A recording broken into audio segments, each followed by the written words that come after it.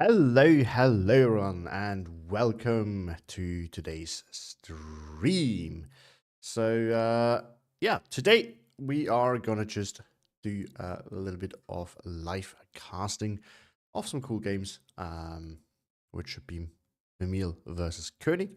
I would say a classic by this point. I'm very excited for that.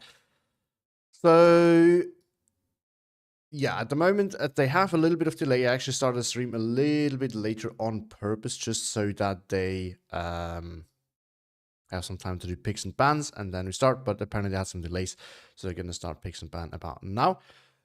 So, for those of you who don't know, so this is the monthly tournament in the STL Discord, and the rules for this month are a little bit different than usual because you don't actually get to select from any amount of divisions. We have some predetermined matchups that are supposed to be fair, more or less, and interesting. Because yeah, it gives us some insight on how divisions actually match up and how well they do against each other. And there are also some debates about which division would win, so we could put these cases in there as well and actually test them out. So we had for each round in the group phase, we had two matchups that Koenig, who has suggested the rule set, had predefined, and then for the rest we could bring in suggestions and vote. The same thing is now for the semifinals. So this is the semifinals. The other semifinals are going to be between Yapaz and myself. So today I'm basically going to see who I will meet when I will have to play for third. I will do my best, but Yapaz is tough not to crack. But yeah, that's basically how it's going to be. And the matchups that they can choose from are going to be SSB versus Kessel on Haroshaya, Russell versus ATF on Cell, 25th Hado versus 8th Calf on Ushanov, and Fedyonkina versus 352nd on Slutsk East. So it's going to be an interesting one for sure. Now, we all know Mimile would love to play the last one with Fedyonkina. The problem is that the way it's going to work is the one player will have to select the matchup and the other player is going to get to call dibs on a division first. So I don't believe we're going to see Mimile playing Fedyonkina today because Koenig has been very vocal about picking it if if Mimile was to choose his matchup, and I don't think Koenig will choose it himself. So I think that's bad news for Mimile there. Now, my guesses are SSB versus Kessel because I have seen Koenig practicing this matchup. But then again, if he picks it, he cannot choose. And I'm not really sure if he wants to play both divisions because he's more of a Western Allied player, so I would not be surprised about him wanting to play SSB, honestly. So that is not. I think that's a reasonable guess. I think Russell versus ATF is a good guess. And I still think we might see Fedyonkina versus 352nd, but we're not going to see Fedyonkina. Because here's the thing. Mimile, of course, knows Fedyonkina very well. He really likes that division. So playing against it is good for him because he knows the weaknesses precisely.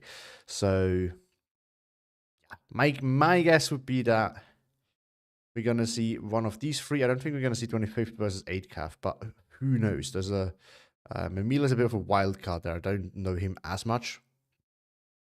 The only thing I know is he likes Fedyonkina, but I think the first two, Russell versus ATF and SSB versus Kessel, those are two matches that I can definitely see Koenig picking because there's a chance for him to play Western Allies, and he's definitely interested in the divisions in there in general.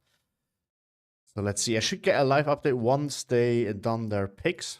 Now, the good thing is everything is going to be a little bit faster than usual here because, of course, there's no map bans, there's no division bans, there's just the picks. And you don't have to think about what do you counter pick because, you know, someone chooses the matchup, you can pick a division, the opponent has to play the other one. Then you pick incomes and then you go. So let's see about that.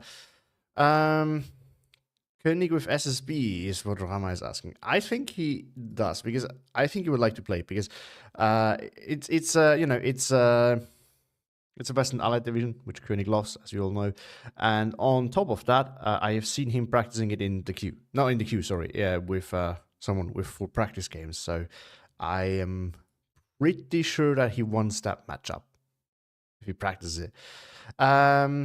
Roy says, I hope we get Russell versus ATF on Self for Sense. I would actually love to see it as well. I would love to play that. So I hope when I have to play Ipaz, I'm also gonna get to play that. Because I can legit see ATF having a chance there. Russell has planes, but he's not a super air spammative, so the lack of phase AA is not as big of a weakness here, in my opinion. And you have good CQC and commandos too.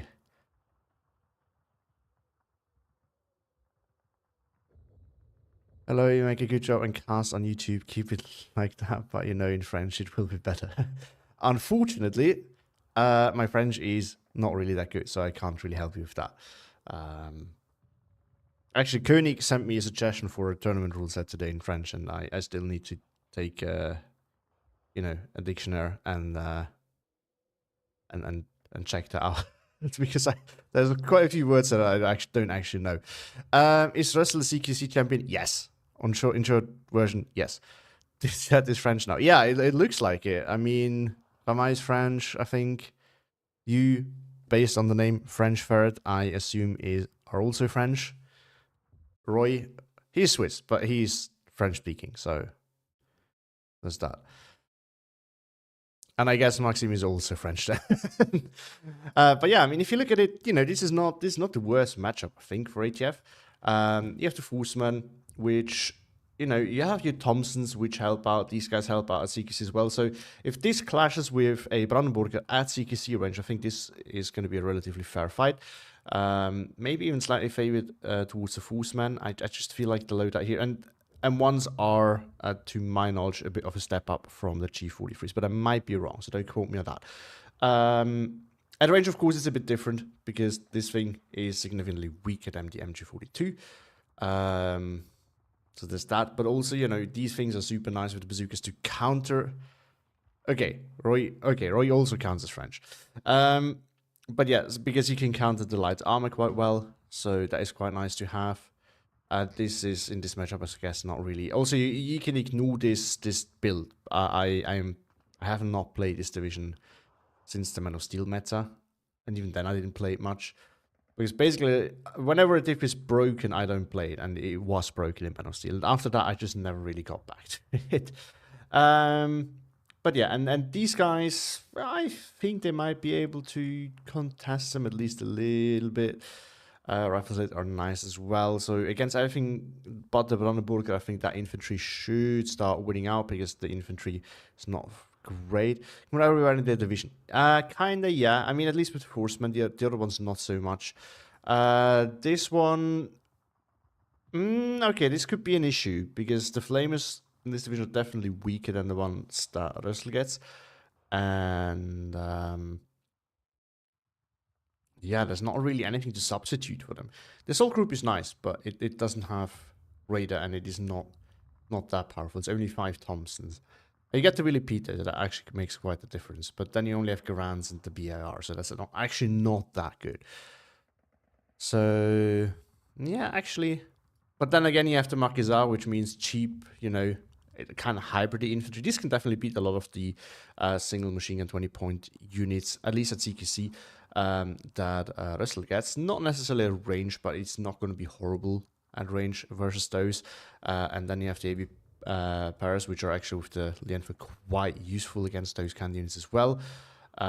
This thing could actually be quite useful in this matchup too, to uptrade against some of the units. So I definitely, and as far as 20-point units go, I think this one should actually do quite well against those that Russell has. So there's definitely some room here. I think at pure CQC, this division might struggle a little bit. So if you go direct CQC engagement between the strong CQC units of both divisions, or in a, kind of in a vacuum go into a ranged fight versus Brandenburg, is also not going to be that good. But other than that, this division has a lot going for it, which I can see work quite well. Very important too, you have a lot of lighter support tools here. With the 6mm mortars, you have the 107s with radio, which is good. This thing with radio is actually not too bad as well. So all these kind of things I think can be quite a pain for Russell, because you have a few very expensive units, and if those get bogged down, your whole push kind of falls apart. Also, your opponent having expensive units means that, you know, expensive bombers actually pay off. So this is how I would look at it. And then of course you have like these guys, which are also commander, also quite annoying to deal with. So there is some room there for. I think there's options there for ATF. Well, it's not going to be as easy as I thought. I originally actually thought it was better, but it isn't. Okay, just got a message from Koenig. They. Do you want to guess which matchup they chose? Anyone? It's precisely that one that we just talked about. So yeah, we're gonna see Russell versus ATF. So we've already looked at ATF. Let's look at Russell now. For those of you who are not that familiar with it, or just need a little reminder of what the division is capable of. Let's see if I have it somewhere. I need to delete all those. I need to delete all those new battle groups here. Every time I make my divisions for brand new for every game that I play, and then I just never name them. It's always just the newest battle group, and it, I need to start renaming them, deleting them, actually.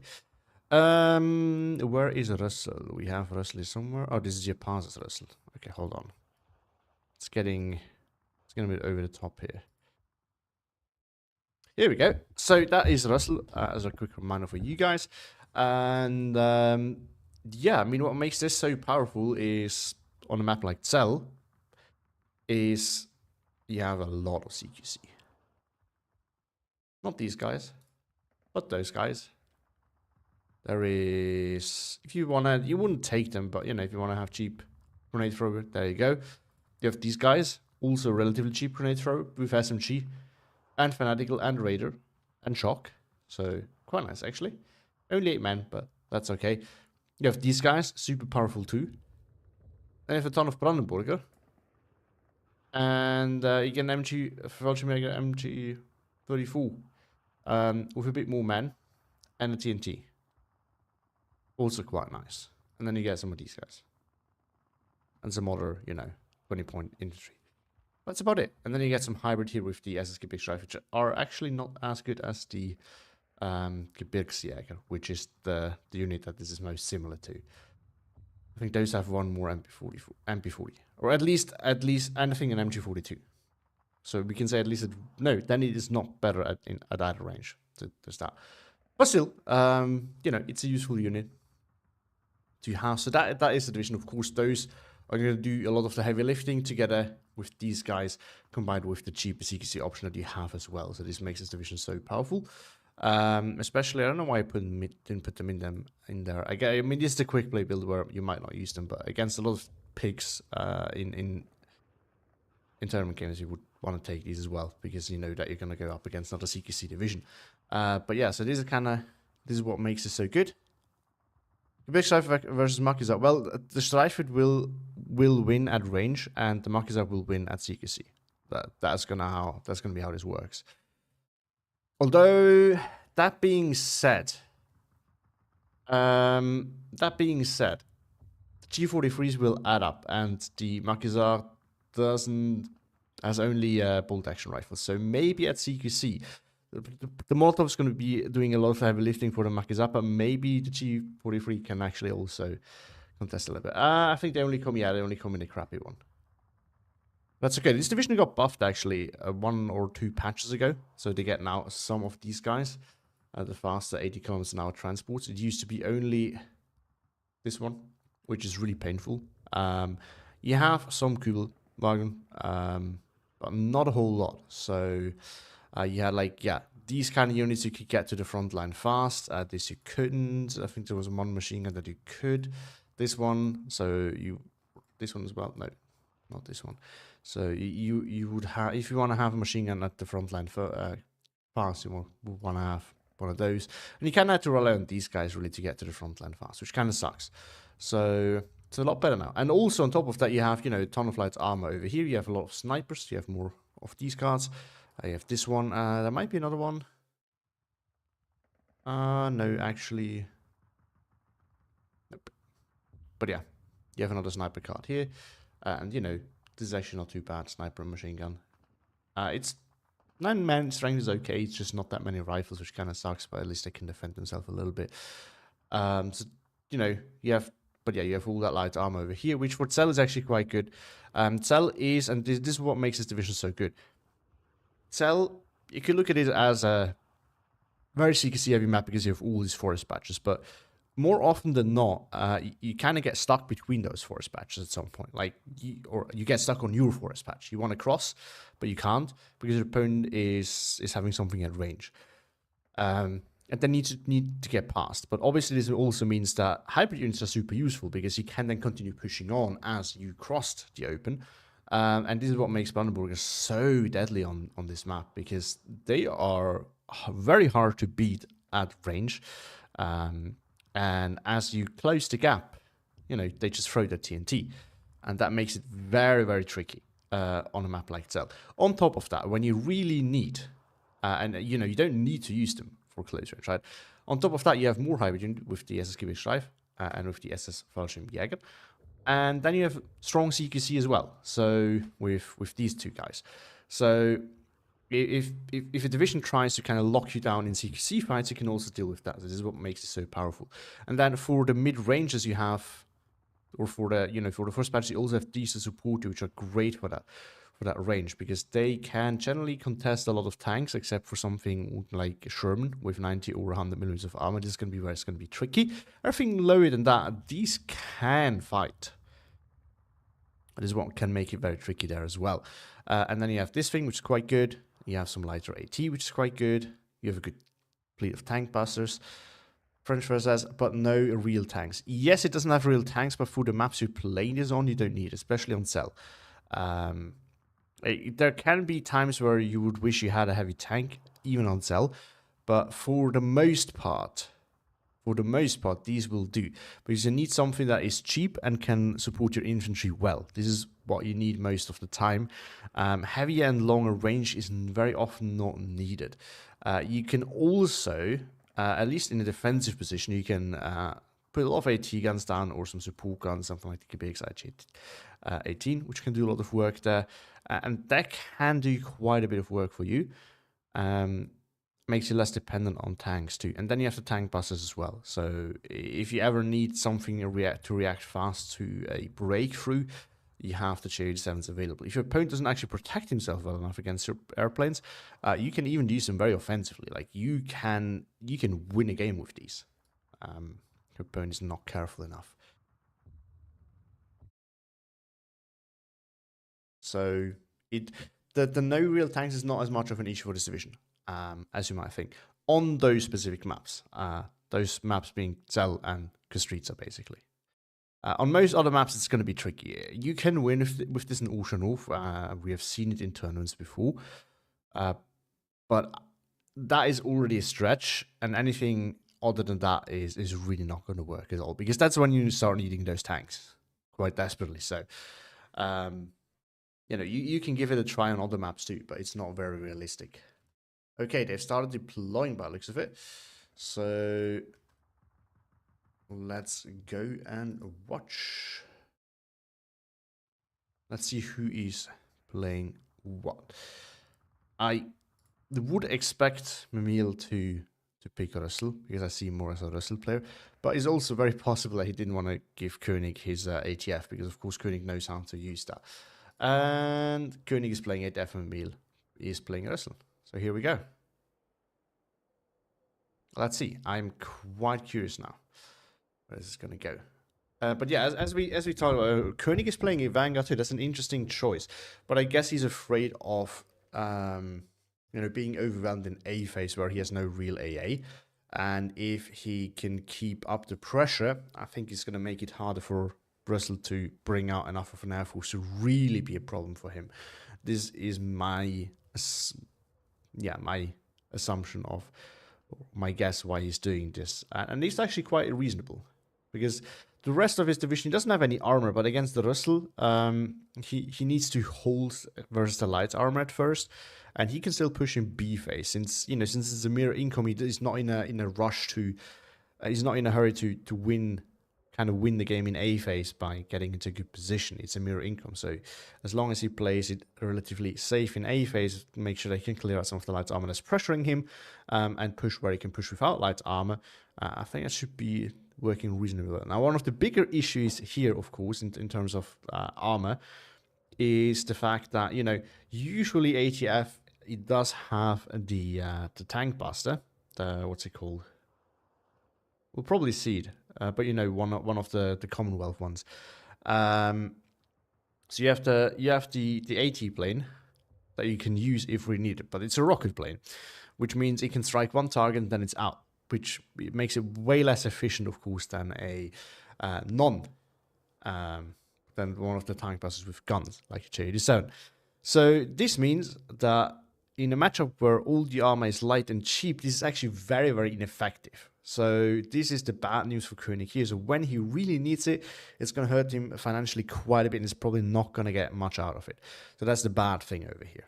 Roy says ATF is fast enough so he can be quite aggressive versus if he does good in APs. Not that heavily. Since Russell got or not that much, since Russell got the new transport, it has now 80 kilometers an hour transport as well. And the main force of Koenig's units are, of course, the infantry units, which are not faster than the Russell. Now, he has some fast tools like the machine guns, which come fast, so those are going to be very dangerous, and he can definitely use those more aggressively, but it's not... I wouldn't see this as decisive as you may think. I think the bigger factor is going to be the AT, which I think you can also bring in a Jeep. And yeah, of course, yes, those guys. So you have Mimile on the bad side. The left side is the bad side here because you have 3 flags that are relatively easy to grab. This one, and this one. Right, they're not that far away from the front line, and your opponent is pretty much guaranteed to get into good positions over here, right? Red side can get in here if it really wants to, unless there's a major speed difference. Red side will be able to get in here and exert pressure if it wants to. Red side will be able to get over here and exert pressure if it wants to. Meanwhile, blue has one area it can fight over there, which is this one, and if you're, especially if you're worse at range than your opponent, this is really bad because this is quite an open area that you need to be able to be to cross.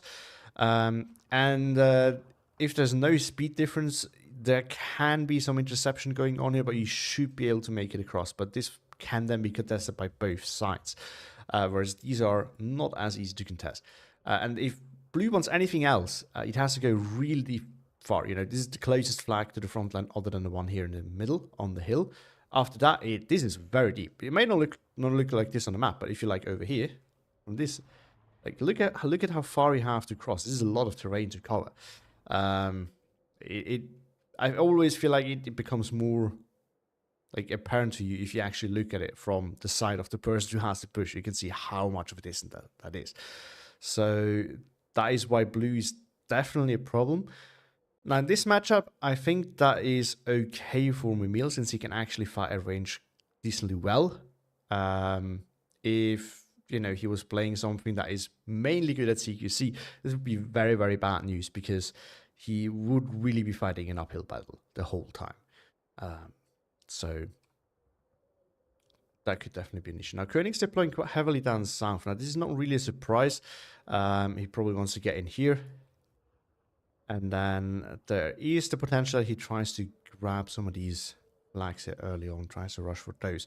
You can definitely try and rush for the hill on the red side as well. It's not the most common strategy. You usually go for one of those flags because it's easy to grab. But essentially it's quite important. So if you get that hill here, you have a lot of options. You can then spread out to other flags as well. So I wouldn't be surprised if Koenig is going for something like that.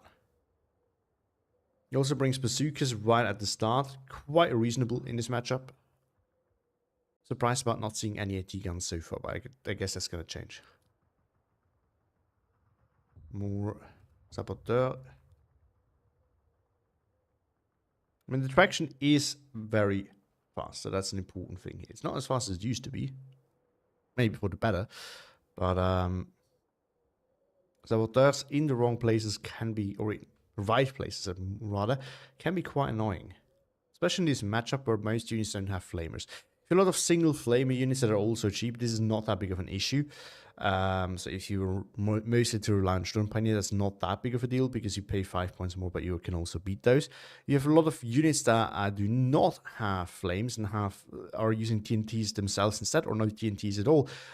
Those things can actually generate a lot of value. So it really depends on the matchup. But even, you can spam them out. They do not affect the front line. So your opponent might actually just be running into them without intending to do so, with a unit that is not meant to fight those. So that actually makes them quite dangerous sometimes. So I think Koenig might try to actually sneak some of them somewhere, something like maybe past here, as Mimile's forces go up on the hill, because not always do people put something like over here. Up north, we do see same concept with some Vickers. So you have to know that Koenig actually likes to use some cheaper machine guns that come in cheap, to use them kind of like a flamer replacement, just to grab ground early on. Because, yeah, this division doesn't get flamers. And these guys, which could function kind of the same way, they do not affect the front line because they're recon. So there's that.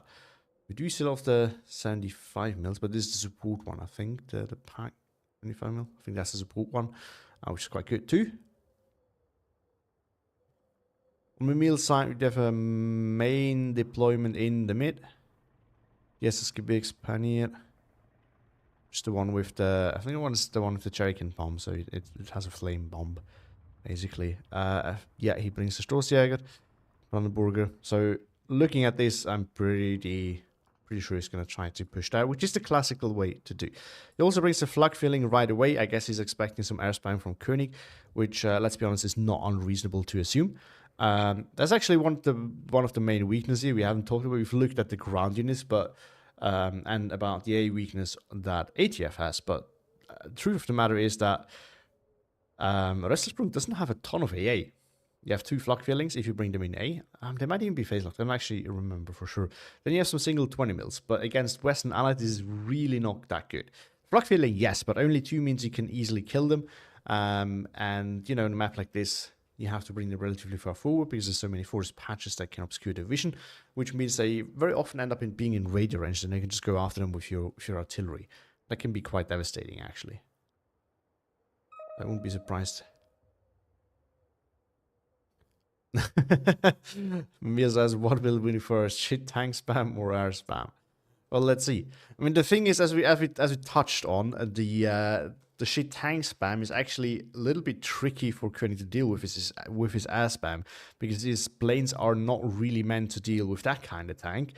They're very good against expensive tanks, but not so much against cheap, expendable tanks. Because again, his bow fighters, that's what they call. Because the bow fighters are a little bit expensive for that, and they can only kill one at a time. But I did maybe we'll bring it here, but the flak filling. So up north, not that much. Brandenburgers, Gewichtsstreif, Stoßjäger, more Stoßjäger. Looks to be more defensive, trying to hold these forest patches here. Koenig is not actually contesting. Oh no, never mind. We do have the demolition group over there. And we do have some glider rifles and saboteur, of course, bazooka as well. Big deployment here in the center, so I think Koenig might be going for defending this a little bit. Actually, has the numbers here decreased? Might be. Not sure. But yeah, so Roy says that's not a very good sign. What do you think is not a very good sign? Dogs are scared. Yeah, they are. But yeah, so these units pushing forwards. So we're discussing advanced gameplay strats. Love it. Do we? I don't know. I'm just talking. But yeah. So it looks like Koenig is not deployed as heavily as initially thought. Maybe he has moved some things. So that will mean he's mostly going for this defensively and over here. And I think his main rush is going to be, yep, here. In here. Oh, and this is interesting. We don't see that very often.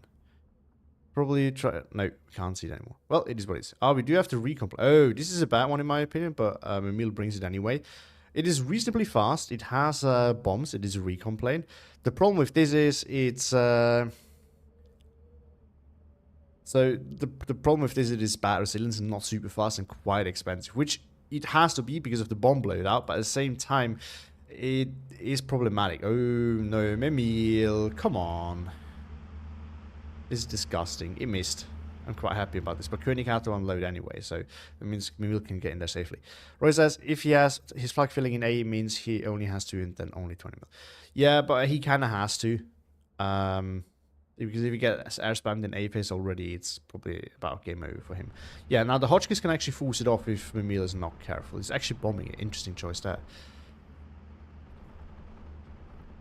Also, Russell has the... which one is it? The Veltro, I think? It's actually quite good. Bazooka might get a kill here. It's in a nice position where the AB... Oh, SPW noticed it. This one did not notice it in time, though. Strosjager is not going to get in. Strosjager is just too slow for that. I think there could be so many things in gameplay that can't be improved. Well, for everyone, this is basically true. I mean... Oh, Brandenburg is getting shot at by the Forceman Scouts Prince and the 75 mil. Still illusion free, hopefully, yes. We do have the DO-17. Now, this thing's actually quite good.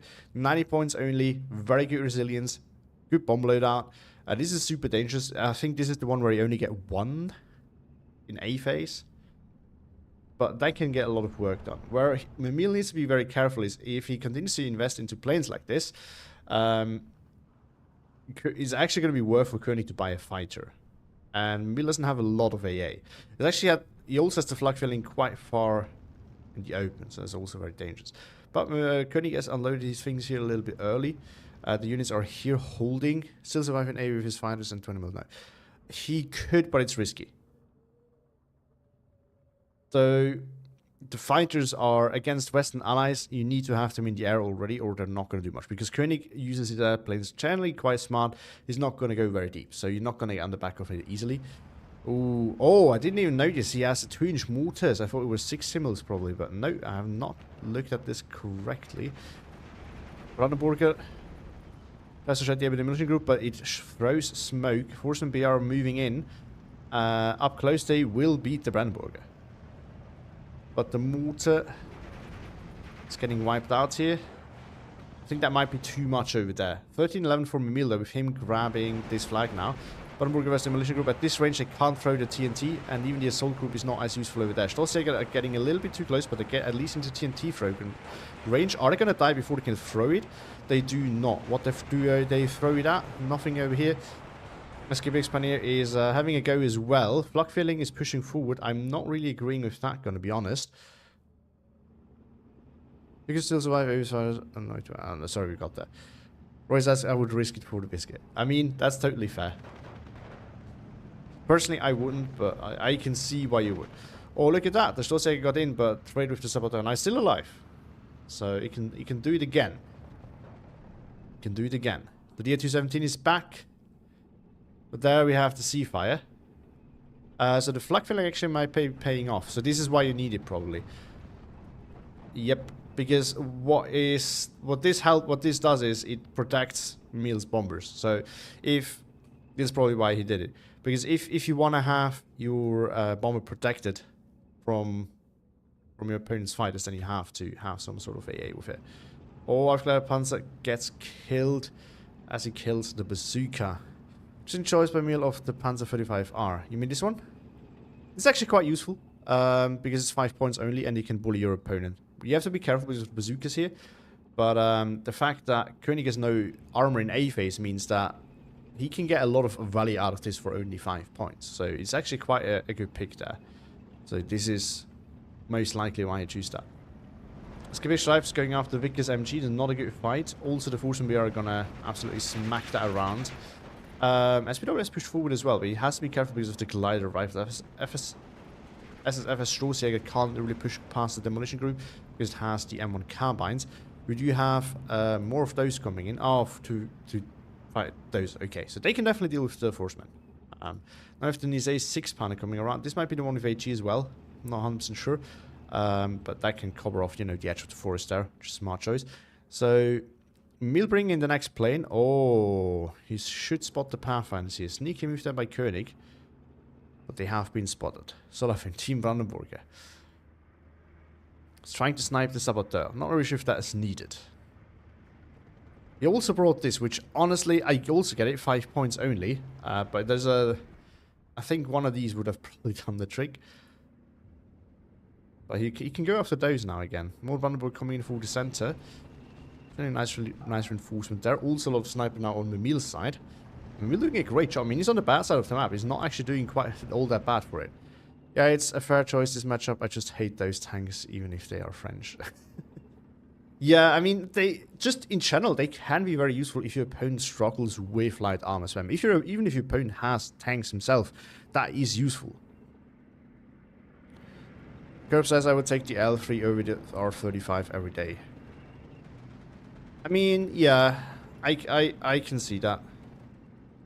I'm not sure what's the avail though, but just the fact that this thing is a little bit faster makes it more usable, in my opinion. And yeah, I think it had, no, it doesn't, it's not a recon. Is it in the support tab? I don't know where it is, don't remember where it is. Drop the bombs, but it's still circling around. The O17 is already out again after a big bomb run over here. Brandenburg are going to get in. Is Mimile microing them? He is. So the engineers will not win that fight. And Koenig is not noticing.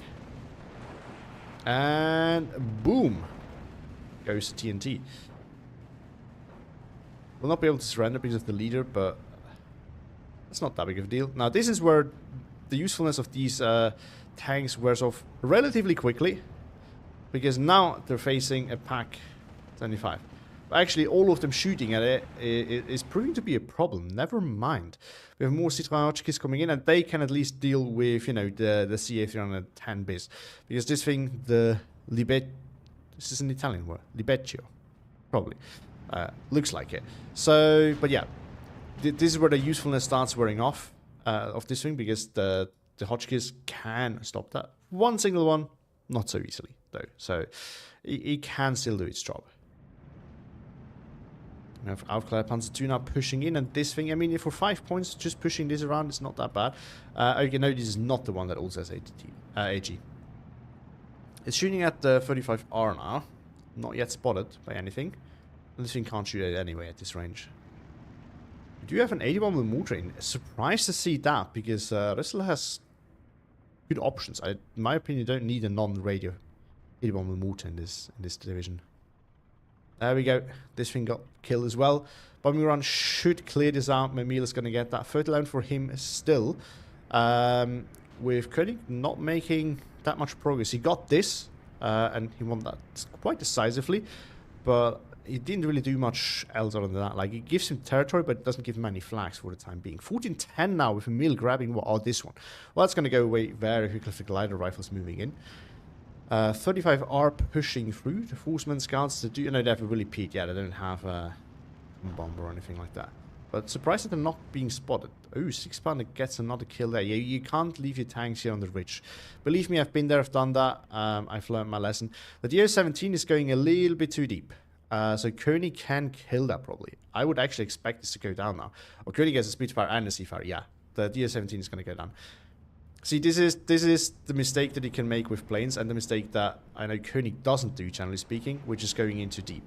Had Mimile gone for this, he would be safe. He could bomb this. He could turn this way. Yeah, he could go this way, and then he would be safe from those fighters, like flying to the A. Bomb something that is not far away. But he tried to go very deep with his bombing run for something that I know was very annoying for him, but was not necessarily needed at the time.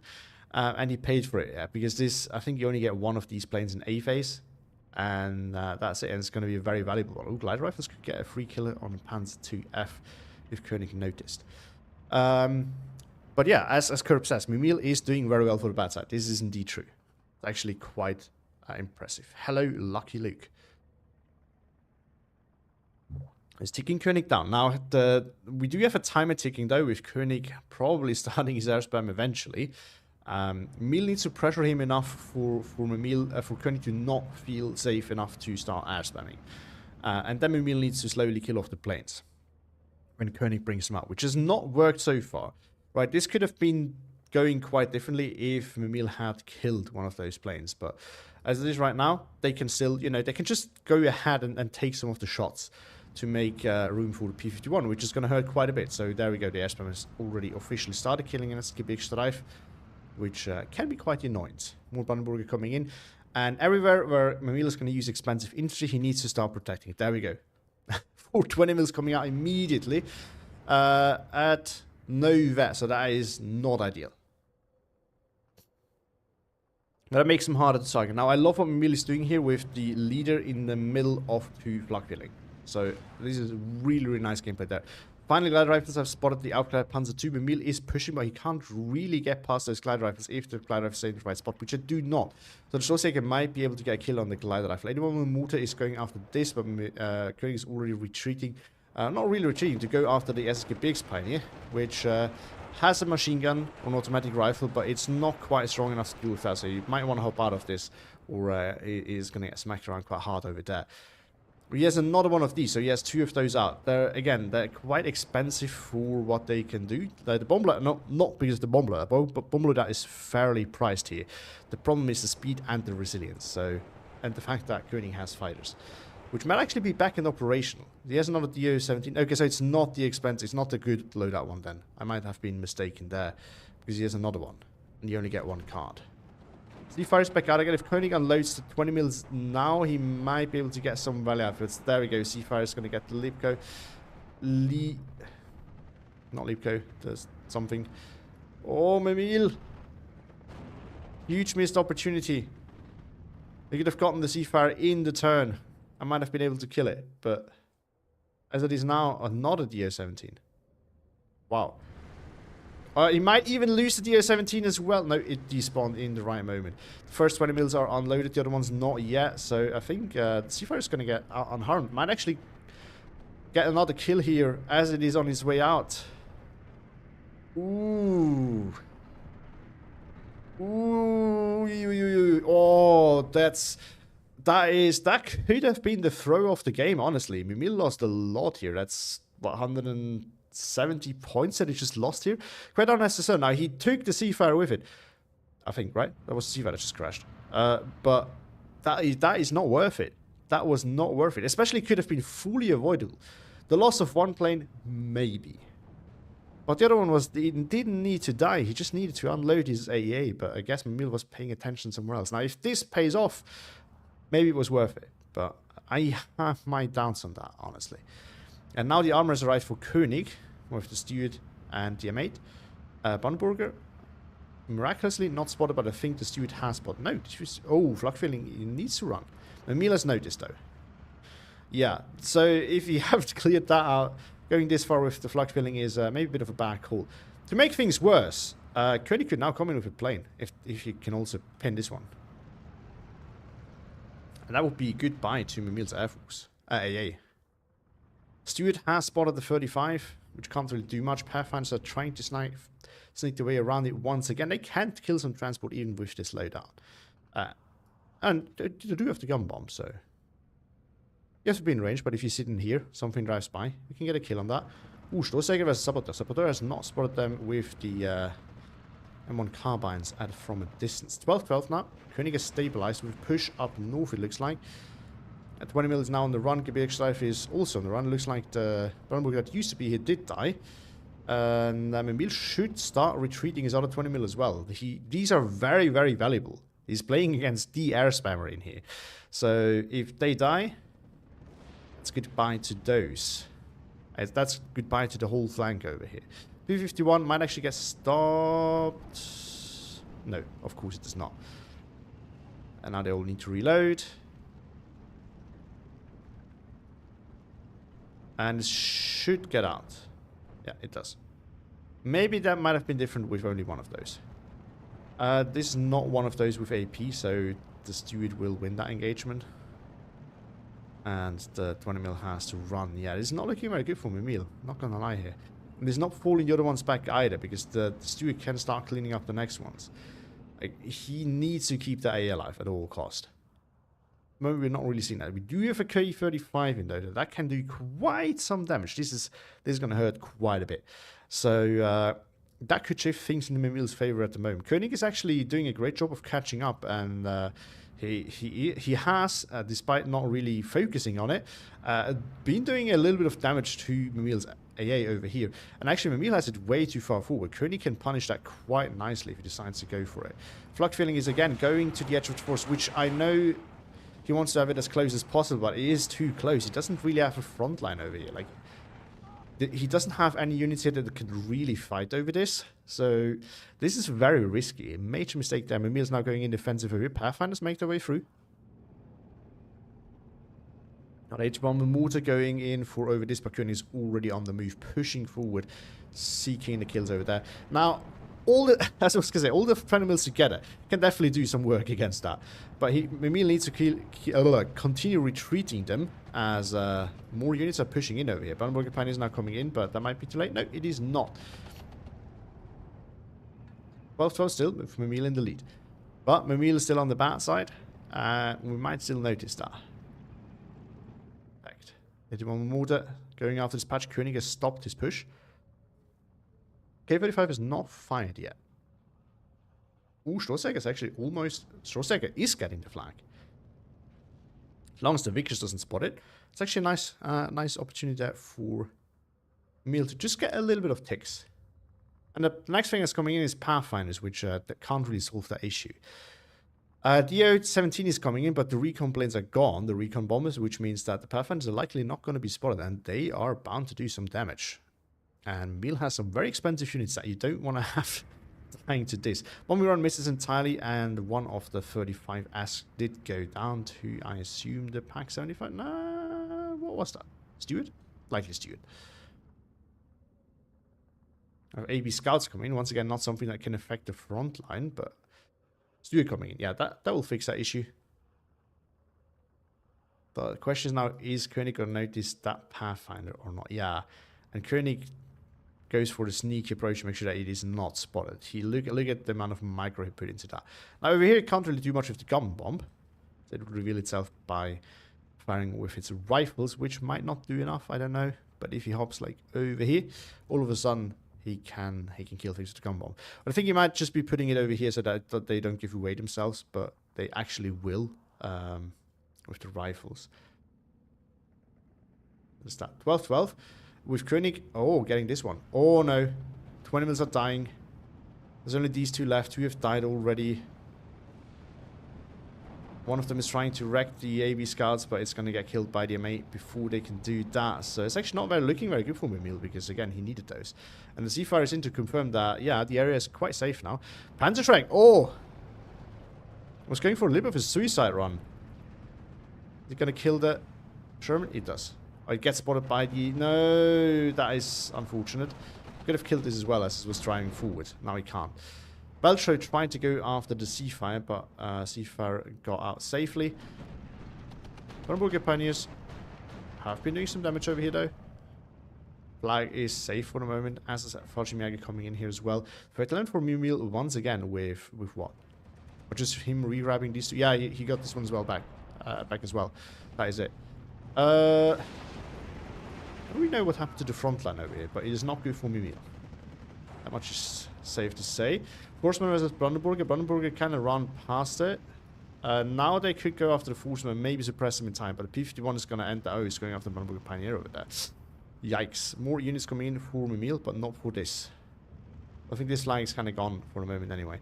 It's Fallschirmjäger is going to run into Horseman here with cover difference. Not ideal. Brandenburg is just chilling there. I mean, when the smoke goes away, he's going to kill the leader. That's something. More units coming in. Oh. The Pathfinders have arrived. They're hopping forward. And I might get the first kill here. Now, this is a 5-point tank, so if they actually reveal themselves right now, this could be good for Mimile, because then he knows. If he pays attention. And believe me, with everything going on, you can easily miss that. Oh, Koenig is just sitting there. He will just spot for the moment. Koenig could have seen what was coming here. No, he couldn't. Just missed the window there. No, he can't possibly have timed that for missing that tank. Can't imagine this. Ooh, M8 moving in though. Now, these things, as crappy as they are, they can actually deal with the M8. That's the one good thing they have going for it. Brandenburger vs Demolition Group. More Brandenburger pushing forward.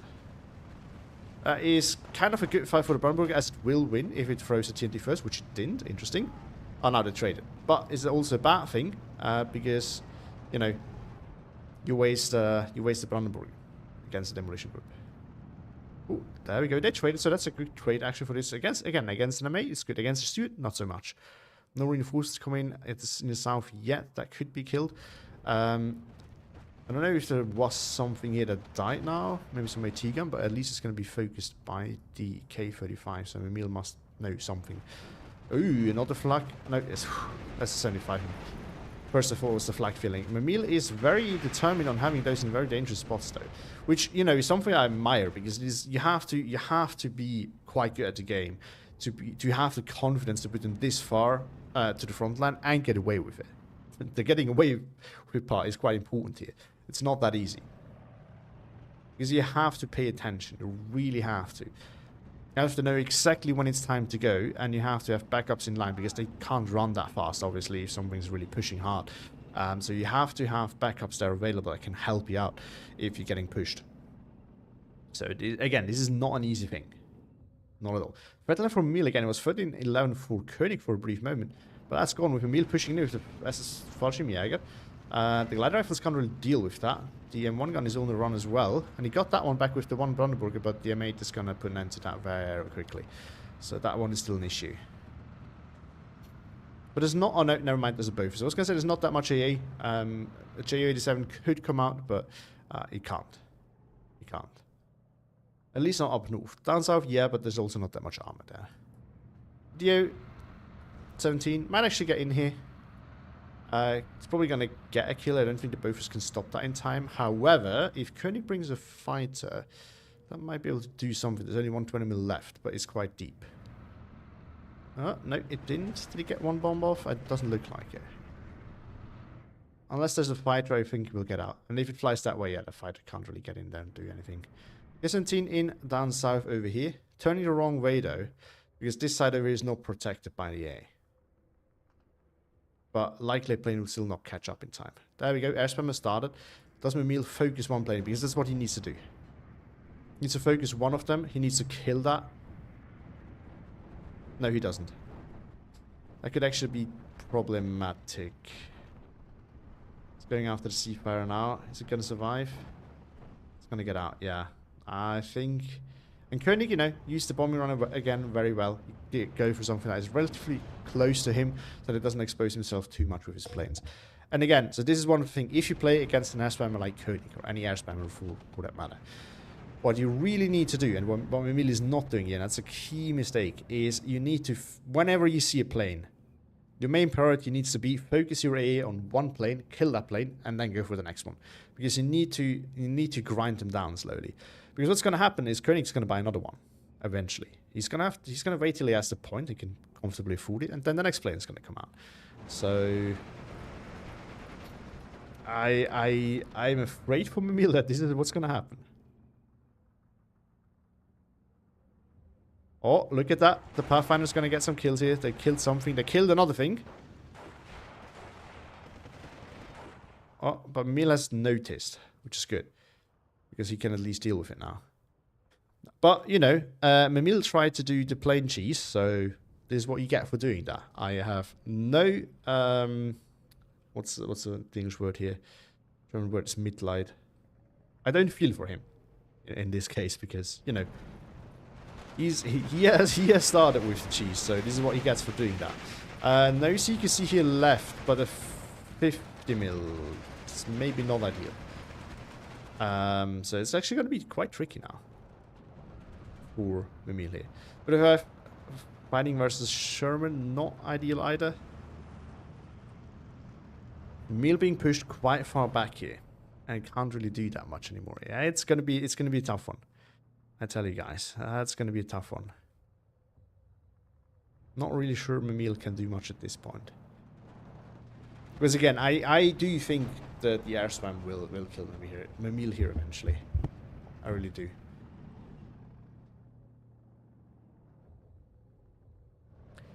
I hope it's not, because, you know, I'm not against Koenig or anything, but the air spam is just not that very fun to play against, so I enjoy it if the air spam loses. But I do not think Mimile is in a good position. He still has both luck feeling, though, so you know, he has been keeping him alive quite well.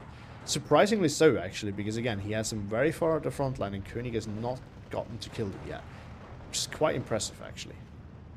Ooh, one pen on the Sherman, and another pen! Sherman goes down, nice position, pack 38 of it. The hill is always dangerous for both sides, really. There's quite a few angles. The Veltro is going for another strafe, but by the looks of it, it's lost line of sight. Big Size coming unloading early on, just to make sure that it doesn't die to it. Ape Scouts doesn't have AT, so the 35R can just drive on here. It will not have a chance against the Steward, though. The Steward just has too thick armor, and the 35 has a relatively weak armor that the Steward can pen. This thing on the other hand is the Steward killer, right here. Steward will struggle to pen it, and it will at least struggle a little bit less to pen the Steward. But the difference is not massive, right? 70 pen for both, 55 and 60 armor respectively. And the rate of fire, to my knowledge, is, yeah, the same. Double that for the Steward, so its rate of fire is actually faster. So we have then to, like, what overweighs here? If it is the rate of fire plus the extra accuracy that the Vec gets you, or is it the little bit of extra difference between pen and armor? Let's actually see how well those fight against each other. Because, oh no, it's the other Pathfinder. It's the British Pathfinders. They do have to Willy Pete. Which actually quite nice. You know, it's not that good. Just 3 stands, but the Willy Pete is quite nice at CQC. There we go, gets a kill. 1410 for Koenig. Seafire is going out, coming out again. Going after DO217, but this time the flak feeling might have to say something about that. Koenig is actually aborting, because he knows that it's going to be a bit too dangerous. Okay, big strife pushing forward here, but it's running into... No, the Forcemen are busy finding the Gebese over here, but not for long. They swiftly took care of them, and I think they're just going to overwhelm the big strife now. It's heavily outgunned by the Forcemen, and the AB Scouts is doing its part so far as well. So that's not an ideal start there. I mean, do you have another K35 in? Not really sure that is enough. Gebese trying to force off those Pathfinders. This way I've started to put more and more, like, often something over here, just so that your opponent can't do that, because it's such a nasty spot, and it happens so easily. Happened to me also, again, in one of my recent games on this map. And I always get the bad side, so I have started to get a little bit of a hate for this map. When playing it myself, it's quite nice to watch such a good map, actually, if you like some infantry CQC action. More Gebirgsjäger pushing in, but we have now reached a point where Koenig's infantry is generally just better than anything Mimile has. And that is going to be a bit of an issue. We have some Brandenburger left, by the looks of it. But they're taking the wrong pathing. I don't think that was on purpose. If it was a bad call. Black Feeling are now focused down again by some artillery. I don't know where they are. Oh, over here. 75 mil. It's quite a far distance, so even with radio, there's going to be quite a bit of a spread. Oh, the 105 is spotting a Brandenburger. Uh-oh.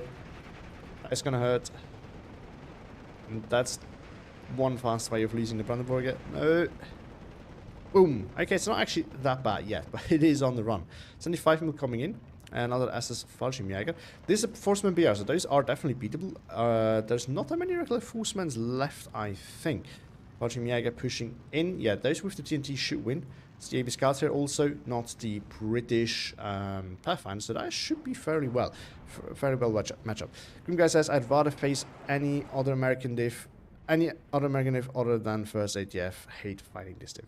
Well, for me, it's like much like Kessel. It's just your opponent having a lot of commander is just not fun to play against.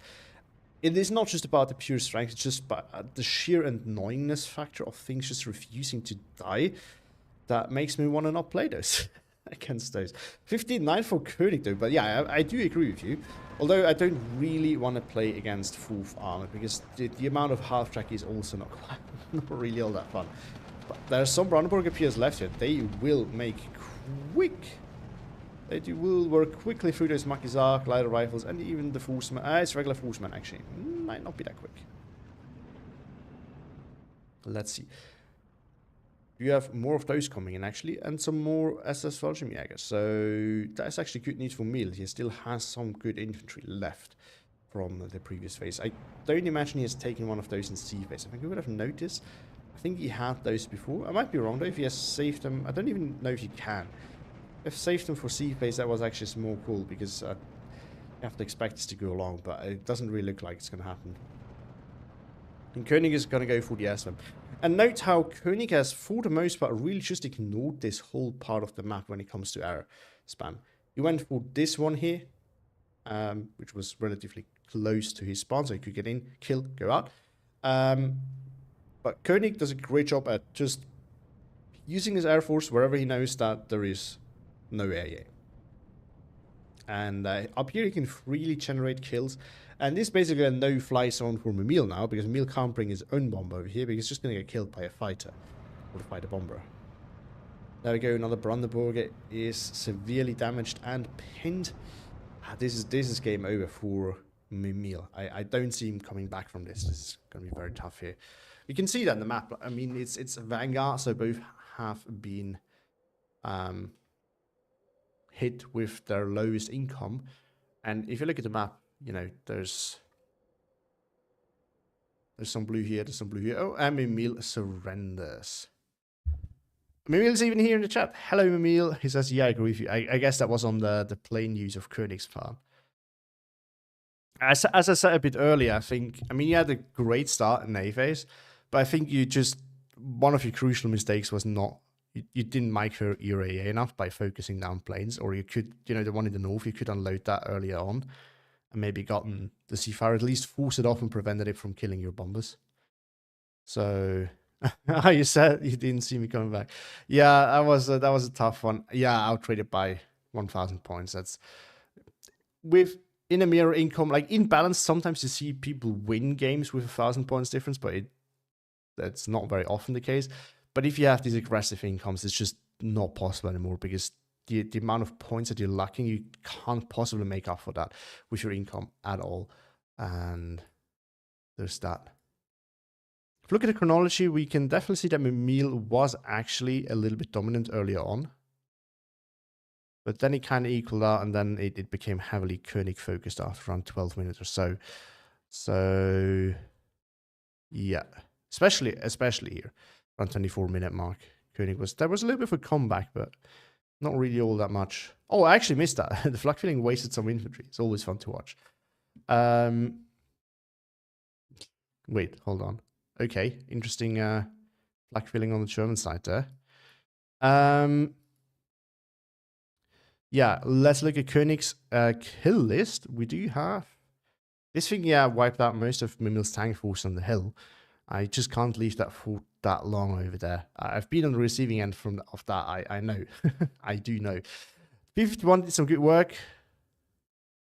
What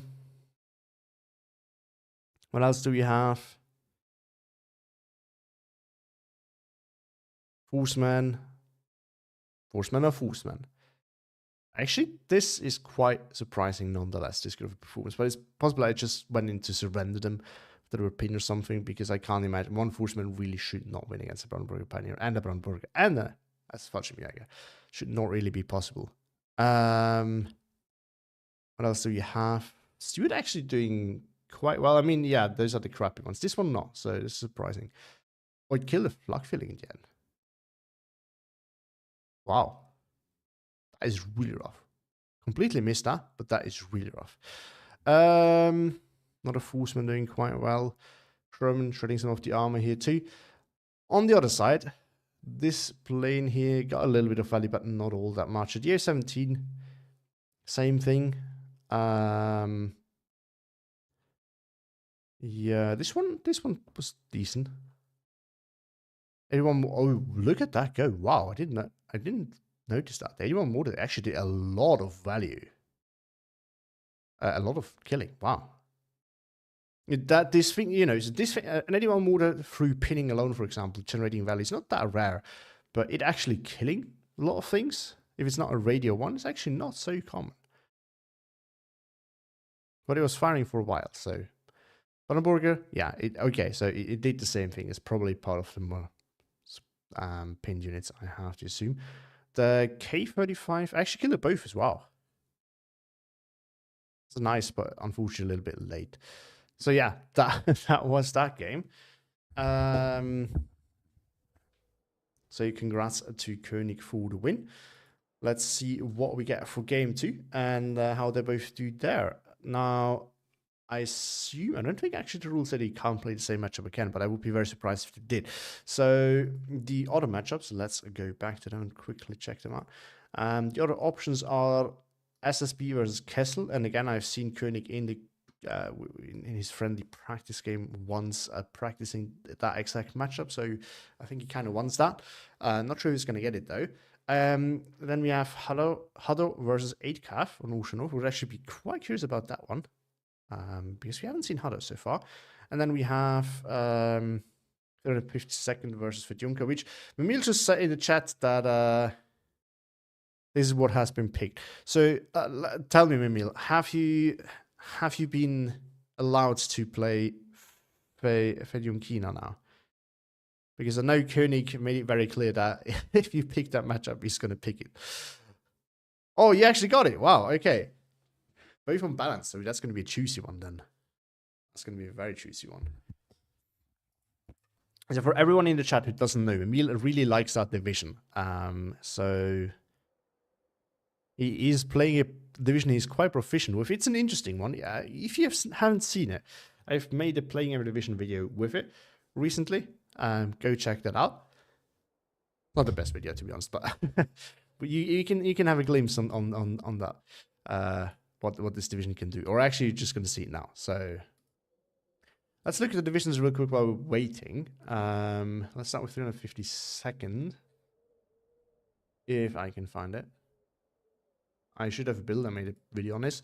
There we go. Most well-known for the Jagdpanzer, but you don't need to take that one. You also have the Pack 4388. Now, I'm not really sure what you want to take it against Fedjunkina. We can take a look at that division, and then we can see why. Other than that, you do have some 88s if you want to. Do you have this? One Panther. Your only Panther. Also, it's on Slutskis if I haven't said that. So that is where the matchup's going to be. So some 2K is going to be necessary, but you have some cool things for closer ranges with the Panzerjäger 35R and the Marder. You have a limited amount of sticks. You have some of the French tanks, and honestly, the B2 and the 35S, in my opinion, are not bad tanks. They're quite useful for their cost. Just that. Infantry, kind of crappy, but the same thing is going to be for Fedjunkina, and at least you know you have MG42s, which Fedjunkina doesn't. So just that. And you have those French little French recon cars. Yeah, 2 kg, not a ton, but it's useful against forgot the name, but the gun that Fedjunkina gets, as we're going to see in just a bit. Other than that, yeah, some Nebels, heavy arty. Some planes, although not super good ones. I'm not really sure if Koenig will air spam with those. Kind of be surprised if it did, but at the same time, knowing it is Koenig, I would be not surprised if it did. That makes sense. But yeah, so and the Sicherungstruck are quite nice too. But yeah, so single machine gun units, which is okay against Fedjunkina, to be honest. There are some units there that can be an issue for those, but at the same time, spamming single machine gun units that are better than versus spamming single machine gun units that are a bit worse doesn't sound too bad to me. So there's that. But yeah, I mean, the light armor here can be a bit of an issue if Fedjunkina doesn't have a lot of answers to that. And then again, now I'm not really sure how well that thing will do. I'm not sure if Koenig would even take it.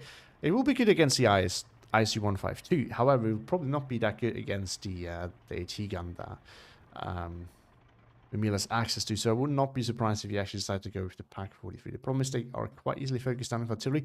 Fedjunkina has good artillery. Now let's look at Fedjunkina, which is, it's honestly, if I have to choose one of the two that I would rather play, it's definitely this one. It's a fun one. It has flavor. It's just not that good as a whole. And I actually just didn't notice that I didn't save my last thing that I did. I wanted to change this out, so I'm going to do that right now. There we go. Now, this thing for 2K has some quite nice options. Most notably, of course, the BS3. I knew it was something with 3, which is quite good, actually. It's, you know, it's a nice little unicorn unit because it doesn't really have 2K with good pen, other than the IC-152 and the IS-2. And this thing does, with a decent rate of fire. The HE shell, actually, this could almost be an IG-33 like level gun, 5 damage. So if Koenig decided to have a little AT gun fight with HE, it's going to lose that. So he has to be careful about that. Then, of course, you have the IC-152, you have the SU-122. If you have 2 cards of those with good availability, you know, availability in C-phase as well, which is quite nice. Tanks, there's not that many of them. And that's actually going to be quite a bit of a problem for Mimile because, you know, he's the one Sherman. But that can be dealt with by the Panzerjäger and by the Marder. You can bring this into the town, but this will generally be out-traded by a Stück or the Marder. Same goes for this. So this is where things are going to be quite a rough actually for Mimile with this. So in the town, Mimile is not going to have any stamina. The infantry that he has is good for the town. Strelky DT. You have DTs, you have SVTs, you have BPSHs and the more, so you can actually force things off and then kill them at range. So that's actually quite nice. But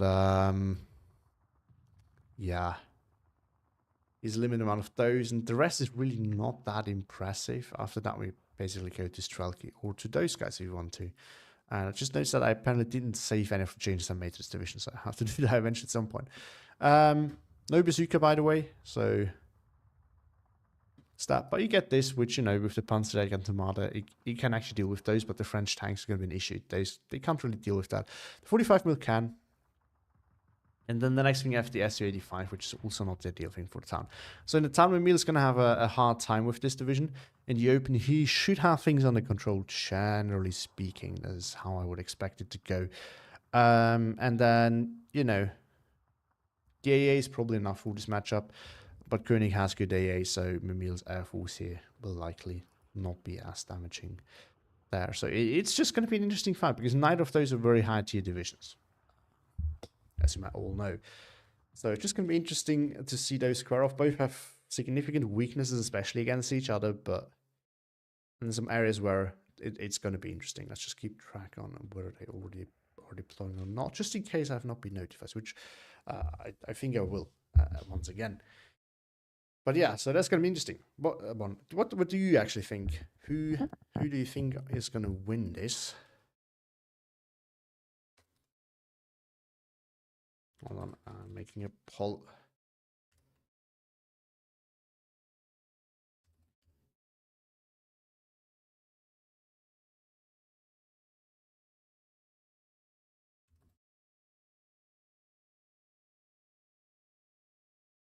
There we go.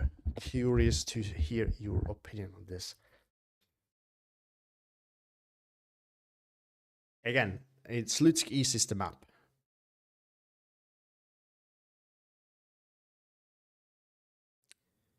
Might be a classic 1-1 situation. I think it could be. I mean, to be fair, with both these divisions, I kind of do think that the hill might be the deciding area over here. So it might be... Basically, if Mimile gets the good side, that is the ideal scenario for both players, in my opinion. Because Koenig will likely try to want to fight over the hill in the town, because that is good for him and his division in this specific matchup, weirdly enough. You wouldn't usually say that for 352nd, but in my opinion, it would be. So that's that thing. And then Mimile wants to be able to push Koenig off the hill, because then he can control the open where Koenig is going to struggle. So I think I think that would be the ideal case for both players. If Koenig gets the bad side and Mimile gets the good side. Because from the bad side, the one good thing about the hill that you have is if you can take it, you can take the town on lower down as well, on the very edge of the map. And with that, you can then get 4 flags, basically, if you get the whole town, and it's very hard for your opponent to compensate that in the open. Like, it is really tough. So, because of that, I would actually say, yeah, that I think this would be the ideal scenario for Koenig being on the bad side. But it comes at the risk of, if he loses that hill, he can't really push in the open, and he will struggle pushing back on that hill. If Mimile can seal it off, that's the important part. Mimile needs to also be able to completely clear the area around it, and then put his 2k tools there and keep Koenig at distance. He can't do that. It's not looking so good anymore. So let's show, if you have a minute, could I take a peek at your roster from there? So this is not, obviously I've not been the one playing, so this is not the one that was in the game, but this is my deck. This is the one for the queue, by the way. So I changed it a lot for tournaments, but this is my basic deck for the queue, which I should rework at some point as well. It's not the best deck, but I've also used it quite a while. All right, start deploying. Let's go there. And watch.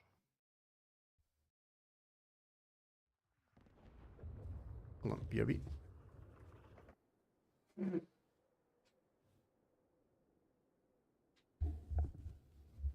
Okay, so here we are. We can't see yet who got which side. I think you just wanted the channel user one how to build for me. I can, hold on. I can send you the, no, I can't send you anymore. Because now we're in here. Remember me after the game if you're still here then, and then I can just send you the text chat here in the division link here in the chat. It's not an easy one to build for sure. The thing you need to be aware of is okay, that works as well. But the important thing about the division, of course, is that, you know, if you played in quick play, there's quite a high chance that you're going to run onto a map that is not good for it. And you kind of have to build it in a way that you at least use the good tools, so that when you're on a map that is good for you, you can really, really shine with this division. Because in a bad map for it, you're most likely not going to win anyway, but at least you want to be really dominating on the good ones. But yeah, just be aware when you play this in the queue, it's not going to be easy. It's not going to be an easy time. You're going to run into a lot of matchups that are not favored for you. If you learn like a Streets or Cell, you should be doing very well. But most of the maps, Usha, North being okay, potentially as well. But any other map is not going to be okay. Okay, I'm going to close the poll when the game actually starts. But at the moment, everyone is favoring Fredionkina. I would too, to be honest. The only thing that I'm a little bit skeptical about is Mimile has not been at the best of his game lately. So I do see some chances here for Koenig. And we got the scenario that we thought, or at least I thought, was ideal for both players. Koenig got the bad side, Mimile got the good side. Of course, the reason why this is look at how much hill Mimile has to work with here. He has a ton. Koenig has that little bit, which is 2 flags as well. And then if you get pushed off this, you can basically not hold and defend that flag anymore, and you can't really push back in. Red can also then start pressuring, you know, these kind of flags. It's not easy to pressure those, but if you just want to keep your opponent busy, this is something you can do. Now, blue can, of course, push in the open, but with the 2k matchup here, I would think that Fredionkina is favored, which means that Koenig can't actually do that very easily. So that's going to make things a little bit more tricky for him. However, as we talked about, this over here is, of course, very good for Koenig if he can take it, because he has the advantage, in my opinion, with his armor, at least, in the town. If he can support this infantry well over there, he could be able to take all of this. If he takes this, he gets 2 flag. This one you can relatively easily contest. It's a little bit tricky because, you know, Red side can put things like in here to shoot in there, but you have ways to contest that. Maybe get, you know, unit or 2 in here. Then you have this flag, and if you have the hill here, this should be yours anyway, and you can take this one as well. Then you're definitely going to have both of those. So you can potentially get 3 flags, but 4 flags over here, but at least 3 you're basically guaranteed to get. And then, you know, blue side doesn't really have that. Red side has a hard time because this one you can realistically get. This one you can. Maybe this one, but these were very far off. So to be able to get these as well is not so easy. But then you have to work very, very hard for that. And that makes it very difficult if you completely lose this. But yeah. Roy says, oh boy, Koenig won't enjoy that one.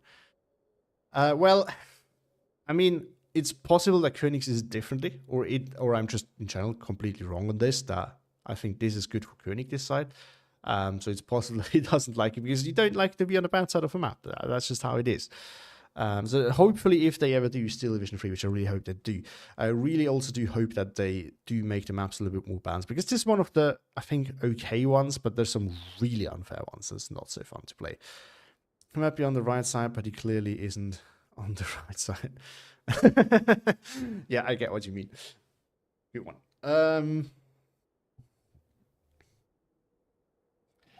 But yeah. So do you have the Shermans deployed right away? Mimile takes them in A phase then. Which makes me wonder if he also takes the E34s in A phase, or one of them at least, or if they all come later on. He probably has to do one card of men of his medium tank in each phase, and I'm thinking in the food having 2 in one phase. So it would be T34 in one, T34 in the other one, and then that's it. Roy says no, not necessarily because he will have a hard time, but because he won't have fun playing on 52nd. You think he's not gonna have fun? I guess as they changed how they make the maps with Wuno, so they can make and change maps a lot easier now. That's actually quite good. Honestly, if I've not really played it all that much, but what I've seen from Warno, it looks like it has a lot of quality of life that I wish were in Steel Division. So I would really hope that if they're going to make Steel Division 3, they will keep the general style of Steel Division, because I prefer that way more than Warno. One of the reasons why I have not moved to Warno, because I just enjoy Steel Division more with how it feels and how it plays. I actually like the flag system quite a lot. I hope they keep that, but add some of the advanced features that Warno has in there. I think that would make the best game that we could get, probably. But of course, that's from my perspective. I am very much aware that some people might enjoy Warno with Steel Division. That's completely fair. But back to Roy. Why do you think that Koenig is not going to enjoy 352nd? Just because of not enough light armor? Well, there's quite a bit of that. And no air spam? Or what do you think?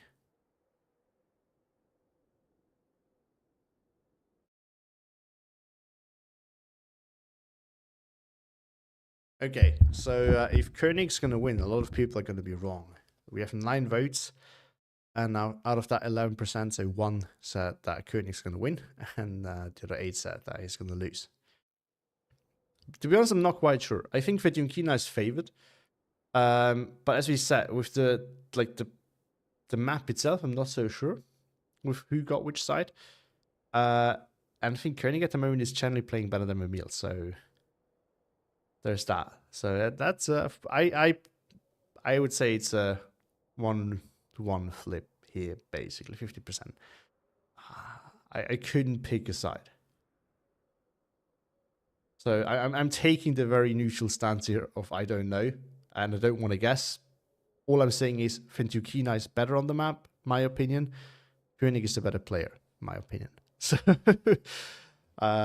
which of the two will overweigh here depends a lot. But I think we can see how the opener goes, and I think we should very soon be able to tell after the opener.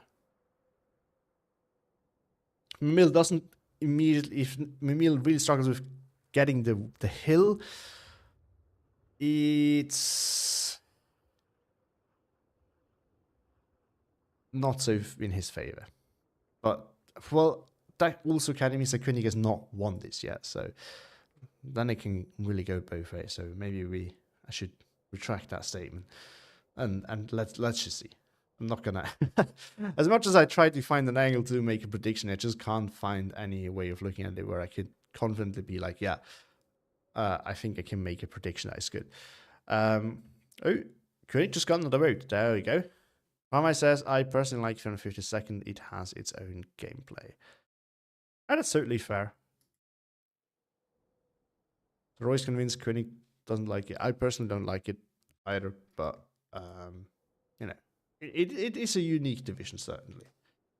It's not like a lot of divisions that don't have a lot of armor. Like, you could draw some parallels to some of them, but for the most part, it doesn't really hold true. I still don't really know what to make of this division. But we actually, I mean, we have seen it performing super well once in FOB Arena, where I think it was WF, and winning against Kerb, if I remember correctly. And it was not at all a matchup where I would have favored 352nd. So, who knows? Koenig is deploying a lot of units over here, so I really think he's going for take the hill, take the town. I think this is going to be strategy. And he deployed a lot of wings over here to go over there, but he's not on the road. Or Koenig. That is not good. He might just straighten them out later. It's possible. Like to go along the road. Some units over here, actually quite a bit as well. But you don't necessarily need to go super heavy here, but he might be afraid of Mimile rushing it, or he wants to rush it himself. But generally speaking, I find it better to just go full on the hill, because if you have the hill, you get this eventually anyway. Then again, if you have something in here that can support the hill, that makes it much easier. Okay, I'm going to stop the poll. We have 75% now voting for Mimile and 25% for Koenig. So it's looking better for Koenig as it went. It's not looking better. You really got to like the trash in spam to enjoy 352nd. It's not even that trash of an inf. Like, you can get trash. Look at 16 Luftwaffe. And then we have down south with defense deployment. Mimile just rushing in with a superb usage, which is reasonable. We have more things pushing over here. Mimile pushing over this. Mimile also heavily deploying over here with 50 mils too. That could be a problem for Koenig. Although a lot of cheap infantry is a good counter for the 50 mil, because you can't micro it that fast to deal with all of those crappy cheap infantry units. Grim Guy asked me if do you pick anything up in the ongoing Steam sale? I haven't yet. I'm not buying that many games anymore, since I'm quite happy with the ones I'm playing usually. But I'm probably going to get Clair Obscure not Division, Expedition 33. So even before we got all the awards for Game of the Year, some friends have been playing it and highly recommended to me. And I figured I'm going to probably buy it around this time, because I'm taking it's a complete break, but I'm not spending that much time on Division during Christmas and New Year's. So I have some time to actually play something else, which I'm going to enjoy, hopefully.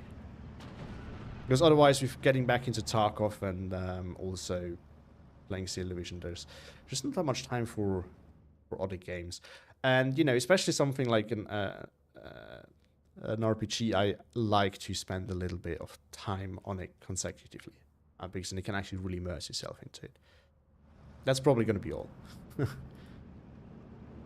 Because again, I think at some point you buy a few games that you like, and then there's not really that much need to buy more and more and more. Anyone else having an interesting game that they hope to snipe with the current Steam sale? Of course, if you don't own it yet and you're just watching, you should get Division 2.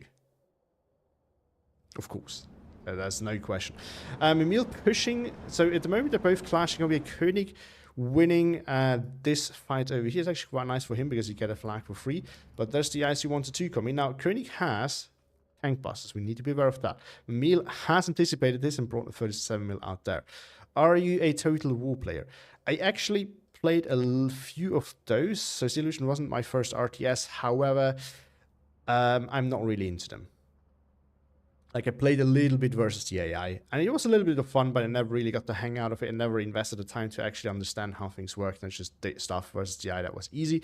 That was because before I started enjoying, you know, the depth of some of these games, like Steel Division, getting to know everything and all of that. Steel Division is the first RTS that I really got into like this. And Total War series, I didn't. It's a very cool series, but I will need to spend some more time with it, to be honest. Schalke DT spotting the Panzerjäger here. Sherman also spotting the Panzerjäger. No, it spots the Grenadier. Panzerjäger spots the Sherman though. Gets the first pen, gets another one. Down he goes. See, this is the problem here. Look at that. 20 points. Sherman, 80 points. Also, you get a lot of these. And I think Mimile, if he double vets them, which he single vets them, he gets 4 of those. That's not a whole lot. That's really not a whole lot. Oh, and Grimguy is also getting Hades, he said. I've seen some friends playing that, but I never really got into that one. Panther now coming in to counter the SU-122. And in A phase, Mimile doesn't really have good answers for 2k yet. I think this is one of the big issues of this division. Because this thing has the heat shield, but it's only at 1500 meter range. And yeah. Only in B phase we will be able to see the ISU-152. And I would have to assume, no, the BS3s are also coming only from B phase onwards. We're most likely not going to see that. Mimile has not noticed yet. SU-122 might get a pen here. Busy on the Sicherungs, or is the Panther not shooting at it? No, it's shooting at the BA-20.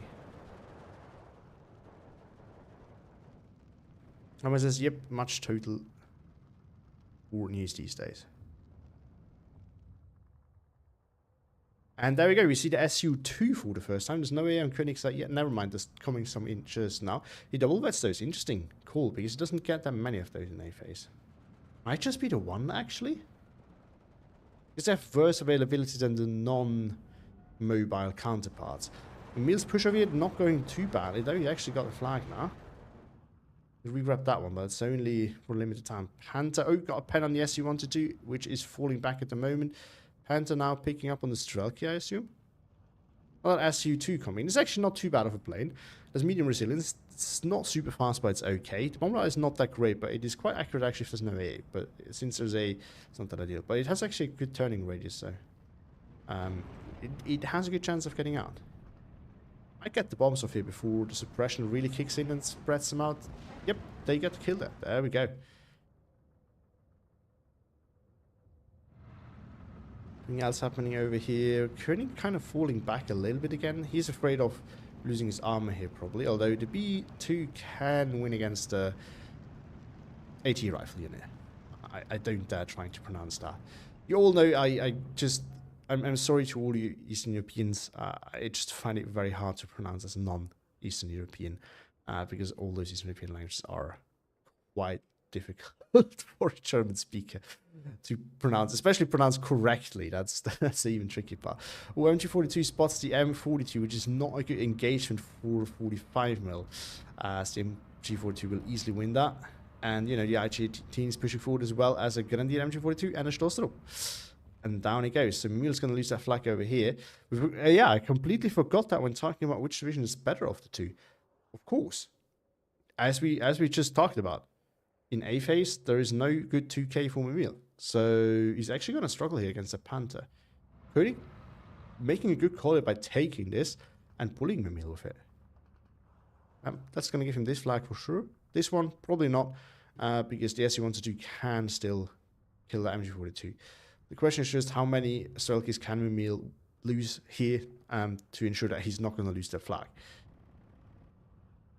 More of those come in, another IG-18 actually. Strelki DT now pushing forward. The B2 here being a problem. Oh, look at that, the thing died. The Panzerjäger. Emcha now versus B2, not a good fight for the B2. But Emcha can actually sometimes struggle to pen this a little bit. Not a really struggle, but it can not be a bit tricky at times. Not here by the looks of it. Emcha staying back, never mind. Dangerous here because of the Panzerschreck. 20mm is being put to good use, so he's a 76. The SS-76. Infantry he killed. Emcha pushing forward, but the Marder is here to lock that down. Missed so far by the looks of it. So does the Sherman, despite the double vet. Or Marder also has double vet. But Marder doesn't miss twice. Sherman also doesn't miss twice, but the Marder hits again, and down the Sherman goes. So there's 2 left, although there was 1 over here at some point. No, it's still there. So there should be 1 left now, because 1 died here, 2 second 1 died here, 1 is here. That should be the last Sherman. It has to last for about 1.5 minutes, and then Mimile can call in the next armor.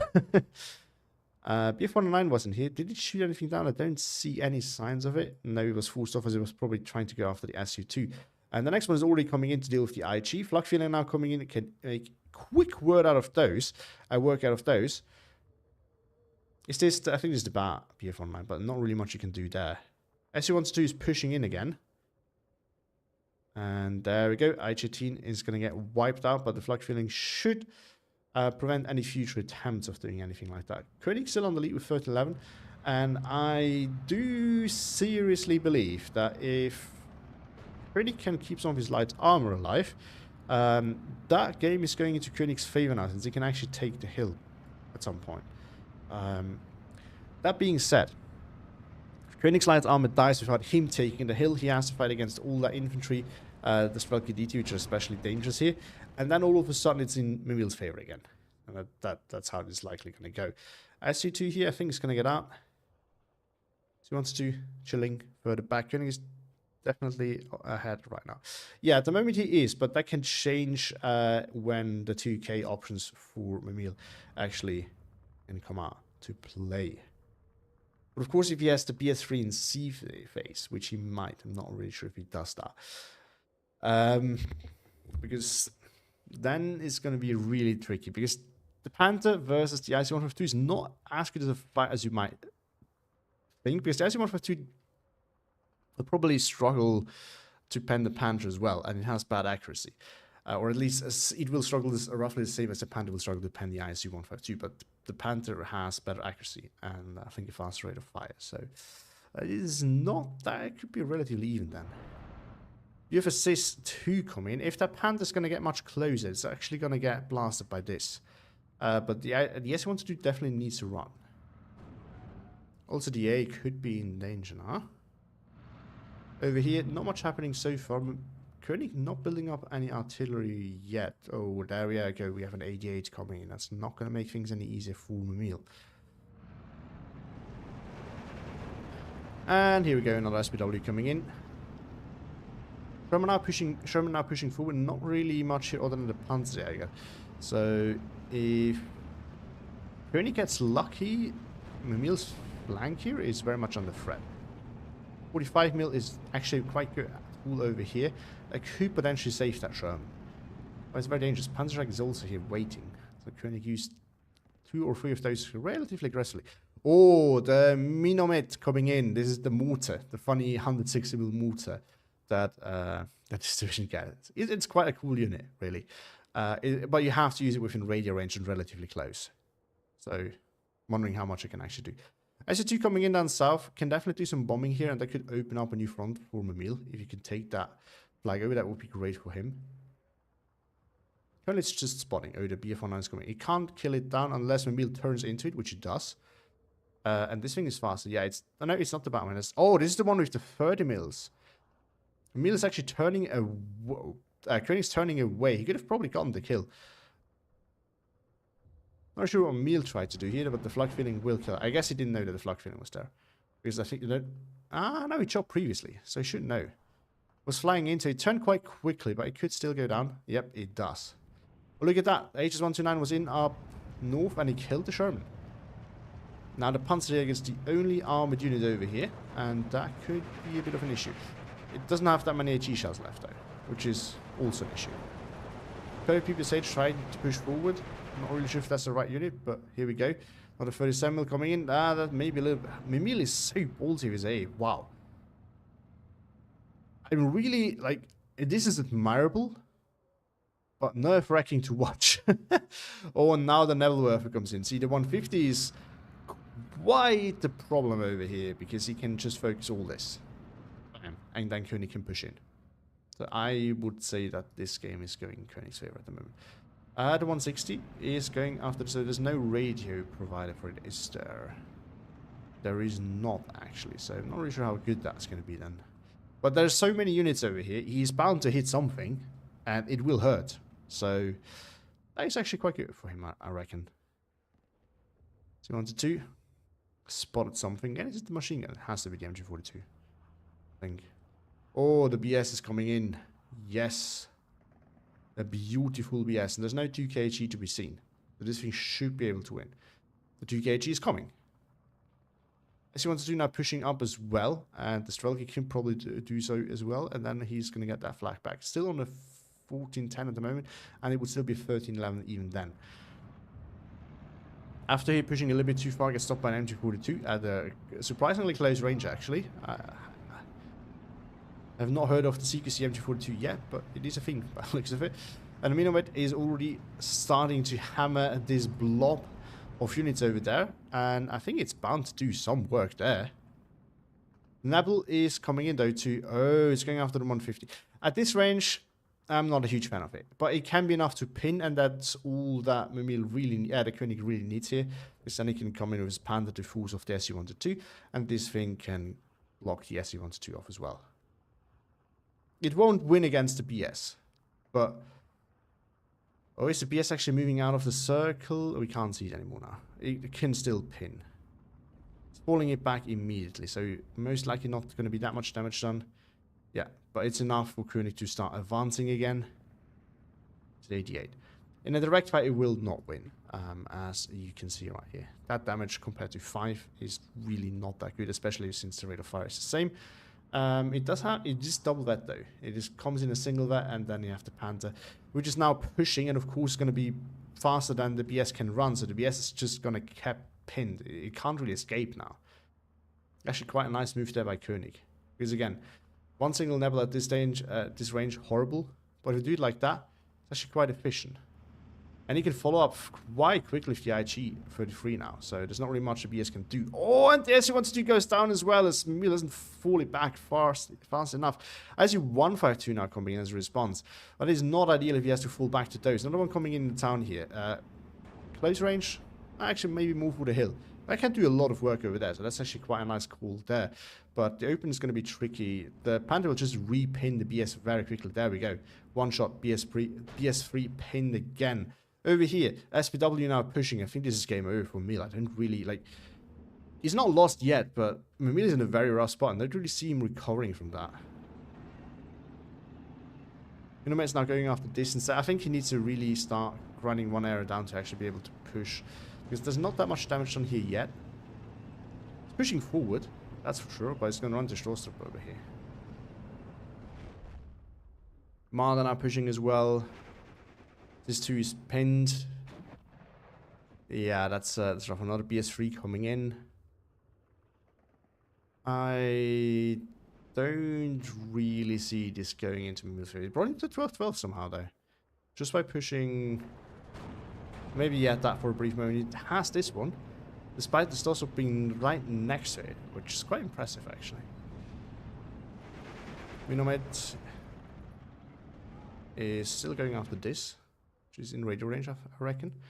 SU2, Koenig has not actually kept up with his AA, so the SU2 can provide valuable reconnaissance and can maybe bomb something, but only like something quite far forward like this, or some of these units over there.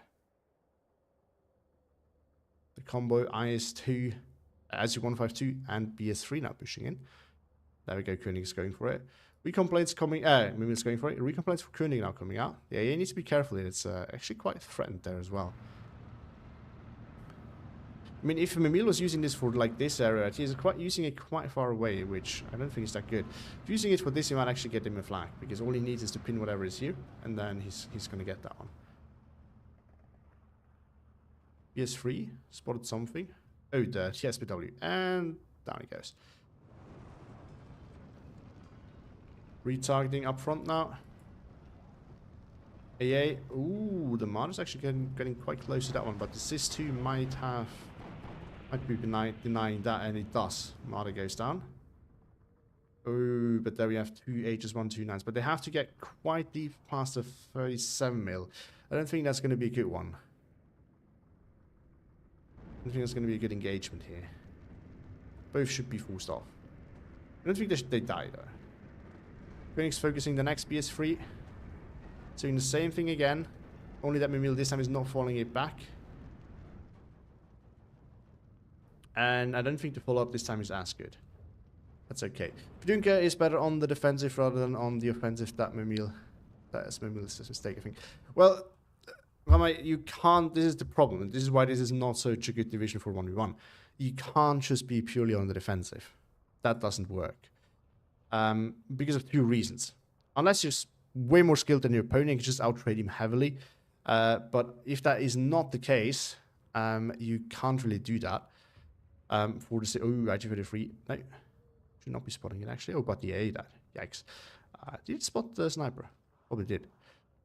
But yeah, so you can't really do that in 1v1. Because, first of all, you are then very stationary if you're a T-gun, so your opponent just can bring some artillery and deal with that super easily.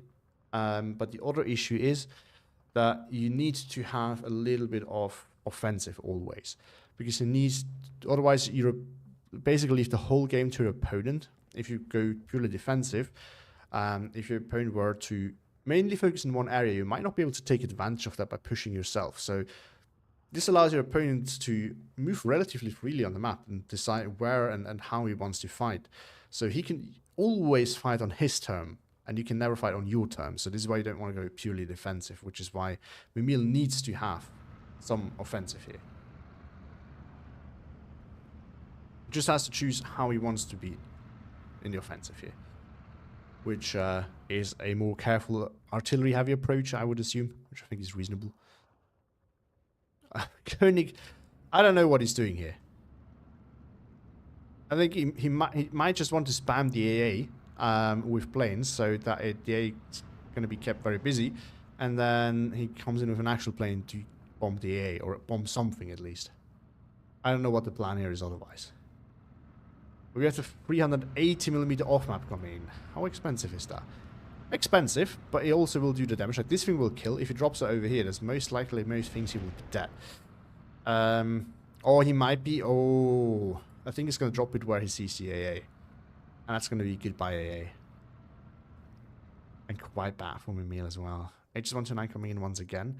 The AA has died. Another one is coming in, though. It's amazed how much the gameplay of Koenig, like it Panzer, has improved in the last year. Impressive. To be honest, I find Koenig to have slowly stagnated, more or less. I think Koenig has improved a lot before last year, so. But maybe I'm wrong. I think this is mainly Mimile dropping. Mimile has definitely not performed recently as the way he used to. But yeah, Panzer has improved a lot recently. That's not to say that Koenig didn't improve. I think most players that actively play have shown improvement. It's just that, you know, the rest of the players obviously kept up as well. So the difference is not quite as obvious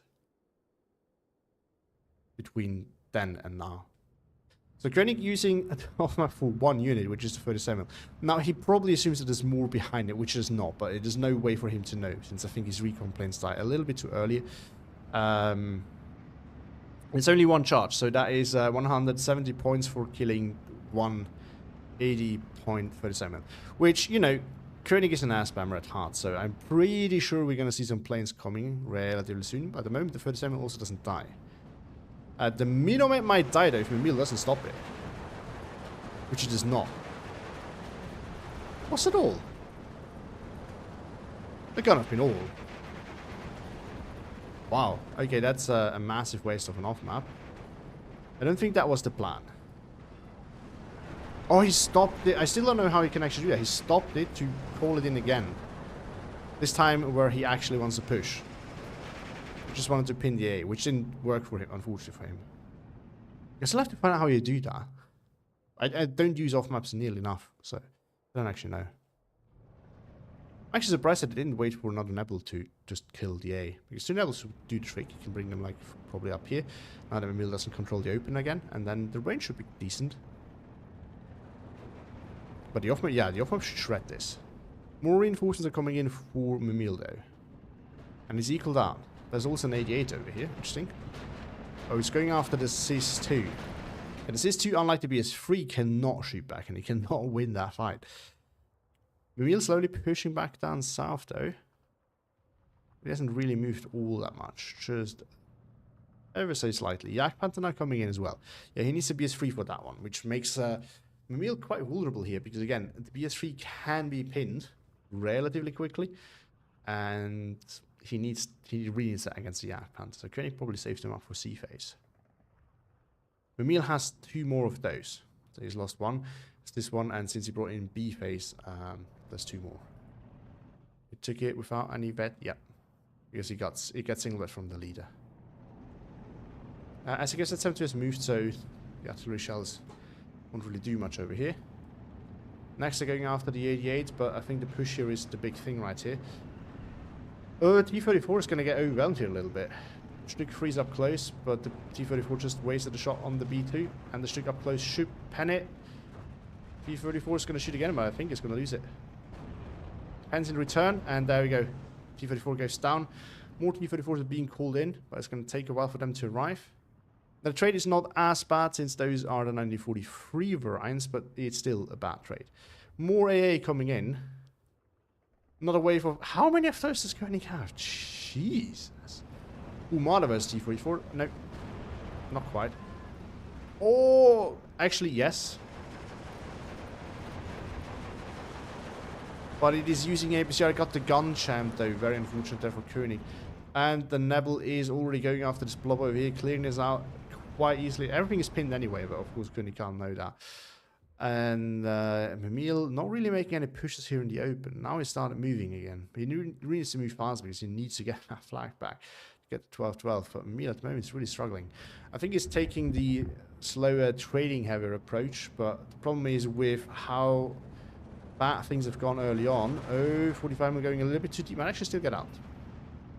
But yeah, with how poorly things have gone for him earlier on, he might be in a position where he just can't really do that comfortably anymore. And this is sometimes just a reality. If you go for this defensive trade heavy play, this might be a very good playstyle, generally speaking.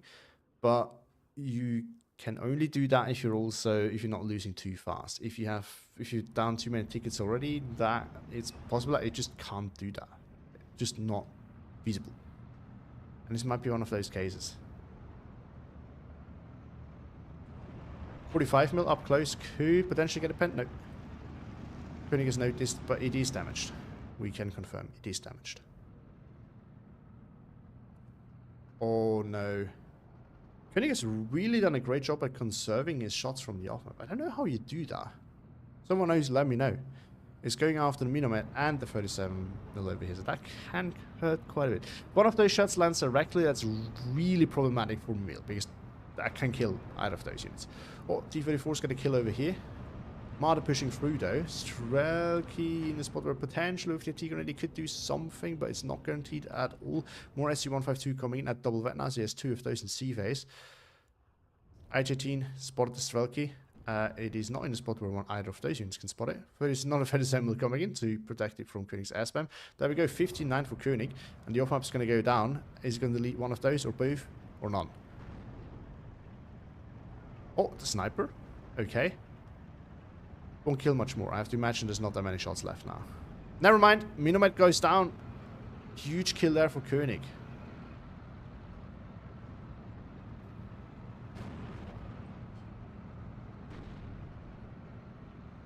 How many shots does he have left? Jeez, this is such a really nice play, I have to say. Just still don't know how you do it. T-34 here being another problem. Well, Koenig will run out of armor faster than Mimile, I would assume. But that is not super helpful. Oh, actually, did he shift the Yak Panther? Yeah, he did. I was going to say, I didn't see the Yak Panther anymore. I've seen it dying. I shifted the Yak Panther at the Panther over here, so Mimile is basically having all of this here for not really all that much. And Mimile's still not getting the flag. Mimile is still super careful with pushing forward, because of course he doesn't know if those are somewhere hidden behind there. He doesn't have any recon left here, so he can't really see properly. Meanwhile, Koenig surprised with the up-close Yak Panther here. Now, this might actually backfire, because T-3045 can up-close very easily pen the Yak Panther or the Panther with the APCR. So, oh, but there's a Panther Shrek in a quite dangerous spot. Mimile being a little bit too offensive with those guys. He's backing off now, but it might be too late. Is he going to lose it? Yes, it does, because the Panther Strikes never miss. I've actually seen one miss recently, but it's not happening very often. It's 37 mil getting hit by Nebels, but from a little bit too far away. Oh, After got a kill on the Stück. After's are so great for town defense, just because you put them in a building, and then anything driving down that road could potentially get killed. So 1 T-34 down is actually quite massive, because, you know, 1-on-1 you don't really want to fight against those, but 2-on-1, yeah, there's a good chance that one of the APCR hits that more than one APCR shot's gonna land.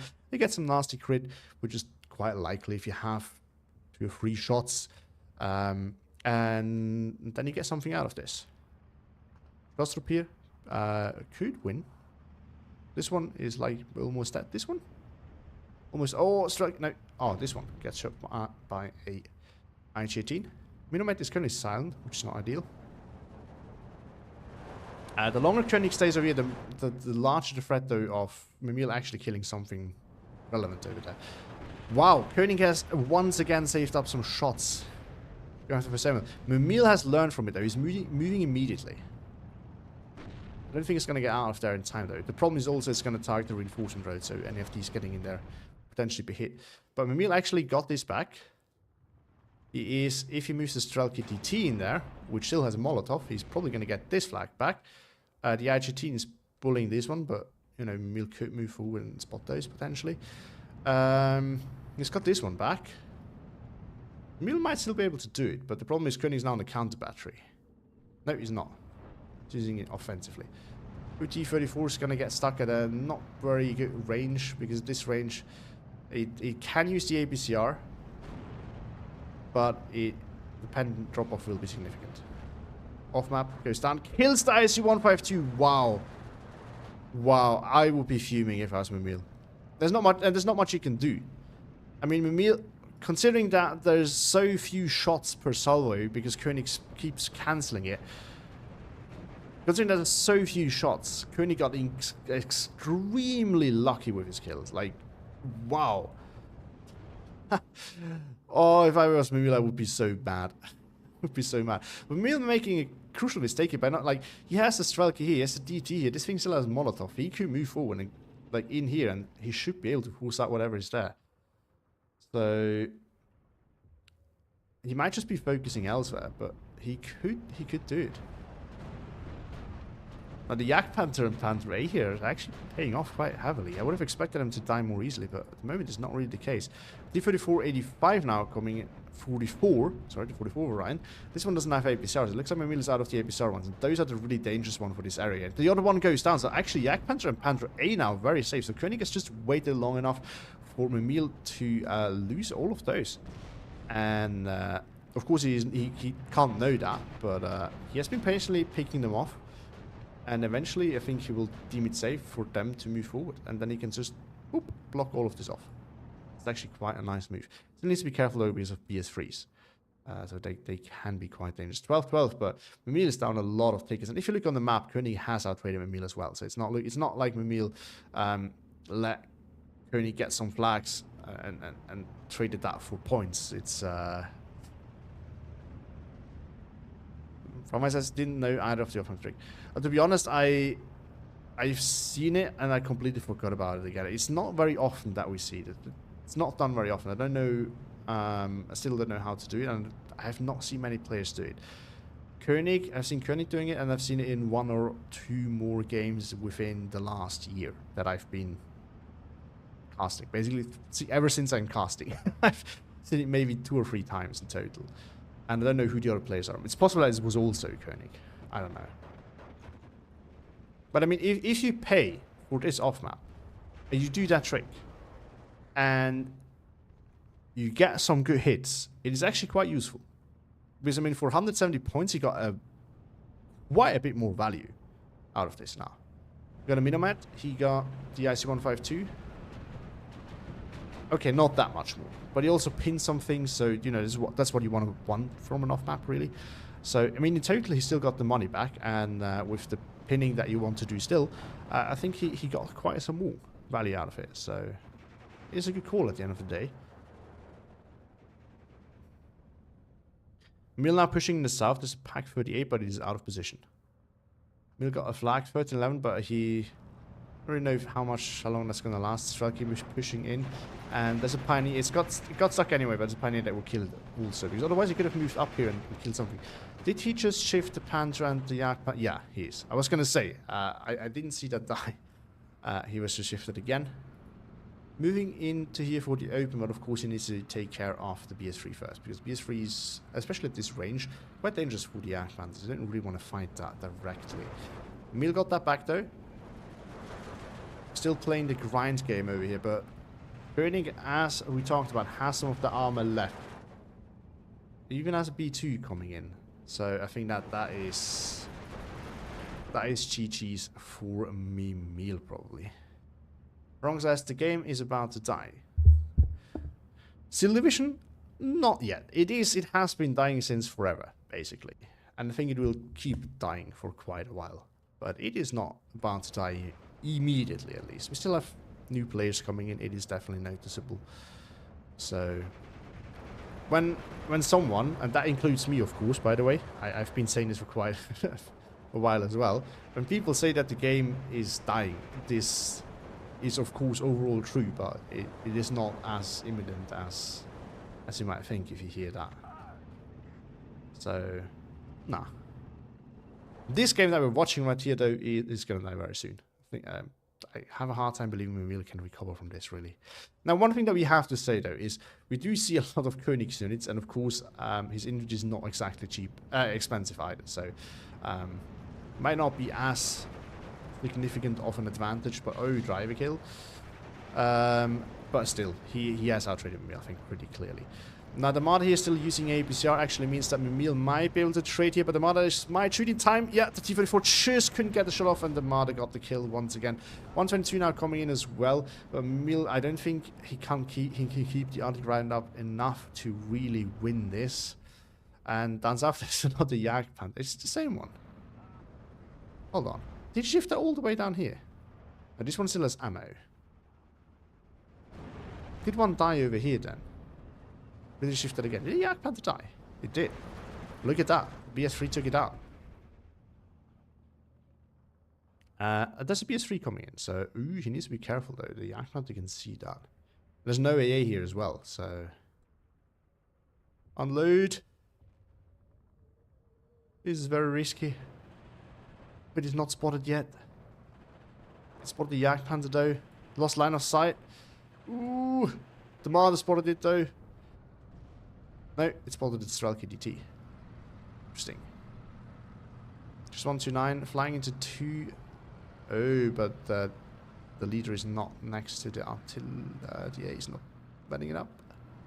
Someone's triple that though, so maybe it's going to go down. Sturmpires coming in into the town. Make it hard to go defensively. Another T-34 coming in there. But infantry would be needed here as well to hold that flank over there. Back to 12-12. Maybe in the long grind run, because Koenig has limited armor, maybe Mimile is actually going to make that. Maybe Mimile is actually going to make that. No, but Shostrop's going to win that. Actually, is it? This thing slaps a little bit. Not enough, though. Nope. Gonna lose that flag. There's nothing here to protect the BS3 as well, so the Pioneer might actually be able to go after that. Although the BS3 is going to shoot the Pioneer once, and the Pioneer is done for. IC-152 is going to get shelled by 150 mils over there. 1v1 is different. I mean, because of dying, maybe it's different in 10v10, yeah. But 1v1 is the player count is lower, but it it has been getting lower and lower. But the death is not imminent, as far as I can tell. 122. But yeah, for 10v10, of course, where you have to find 19 other people, maybe it's a bit more noticeable. 122 being used for direct, but I love it. The thing actually slaps. It's not the best use of it. Oh. BS3 has been wiped out. Ooh, Strelky has been wiped out here as well. BS3 found the Yak Panther though. Gets a shot off. Is it gonna land? It does not. Oh no, it did. But this thing has 12 health, and this thing only has 10 damage, right? Yeah, it has 10 damage. So you can one-shot a Marder, but, a Panther, but not the Yak Panther. The Panther is counted as medium tank. 2 BF-109s with 30 mils coming in for strafing. Not really the ideal unit, but, you know, it does it. Is this thing actually going to shoot them down? Because the machine guns are super crappy. He got the kill! Wow! Look at that. I mean, the resilience is bad, so... But, oh. Now this is going to get on the back. No, it is not going to get... No, it is on the back. And down it goes. Sometimes it's hard to tell when they change elevation. Altitude is the right word here, not elevation. Mimile is still working on it, but Koenig back on 1311, and I just don't see Mimile really coming back for it. I mean, if he grinds all of this down, but it needs to be faster. At the moment, this artillery is not really performed all that much. Not that well. It hasn't really killed enough. It hasn't killed all that much. That's what I want to say. And he has lost one of the minimets, which is massive. So, yeah, I don't really think... Oh, there we go. BF-19 got another one of those. And Koenig is pushing in the center again, getting a kill there. And I think this is telling Koenig that there's really nothing here, so he can actually push relatively freely over there. The two being focused on the 88, but I think this is more of a problem at the moment. Mimile is giving a good fight, but it isn't enough. It is not enough. Oh, and Koenig has a row of infantry coming in. Wow. BS3 sound, yeah, it just died, you're right.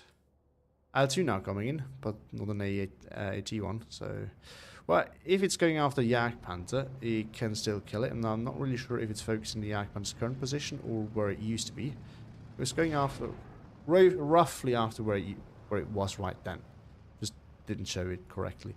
Because, I mean, you don't need that much damage to kill it now. Since it already took a hit by a pen by the BS3, but still. The problem is it's easy to dodge if you're on the move. L2 killed one recon plane, but that's not really going to matter anymore. And this is just too much for Koenig to for Mimile to kill, really. He can. Are those Panzer? No. Yeah, some of them are Panzerfaust rounds. He could at this point drive up to the IS-2 and just kill it. The IS-2 can't kill all of them. Yeah, the spacing might probably do. I think it could be enough. It could actually work if Koenig wanted to do that as soon as he sees it.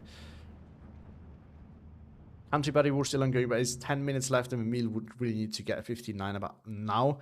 Maybe even a 16-8 at 18-6 at some point. And it's just not going to happen. Even if he wins the RT grind, that time is gone. Vulcan is not streaming anymore. I don't know. I'm not really watching him because I'm more interested in 1v1.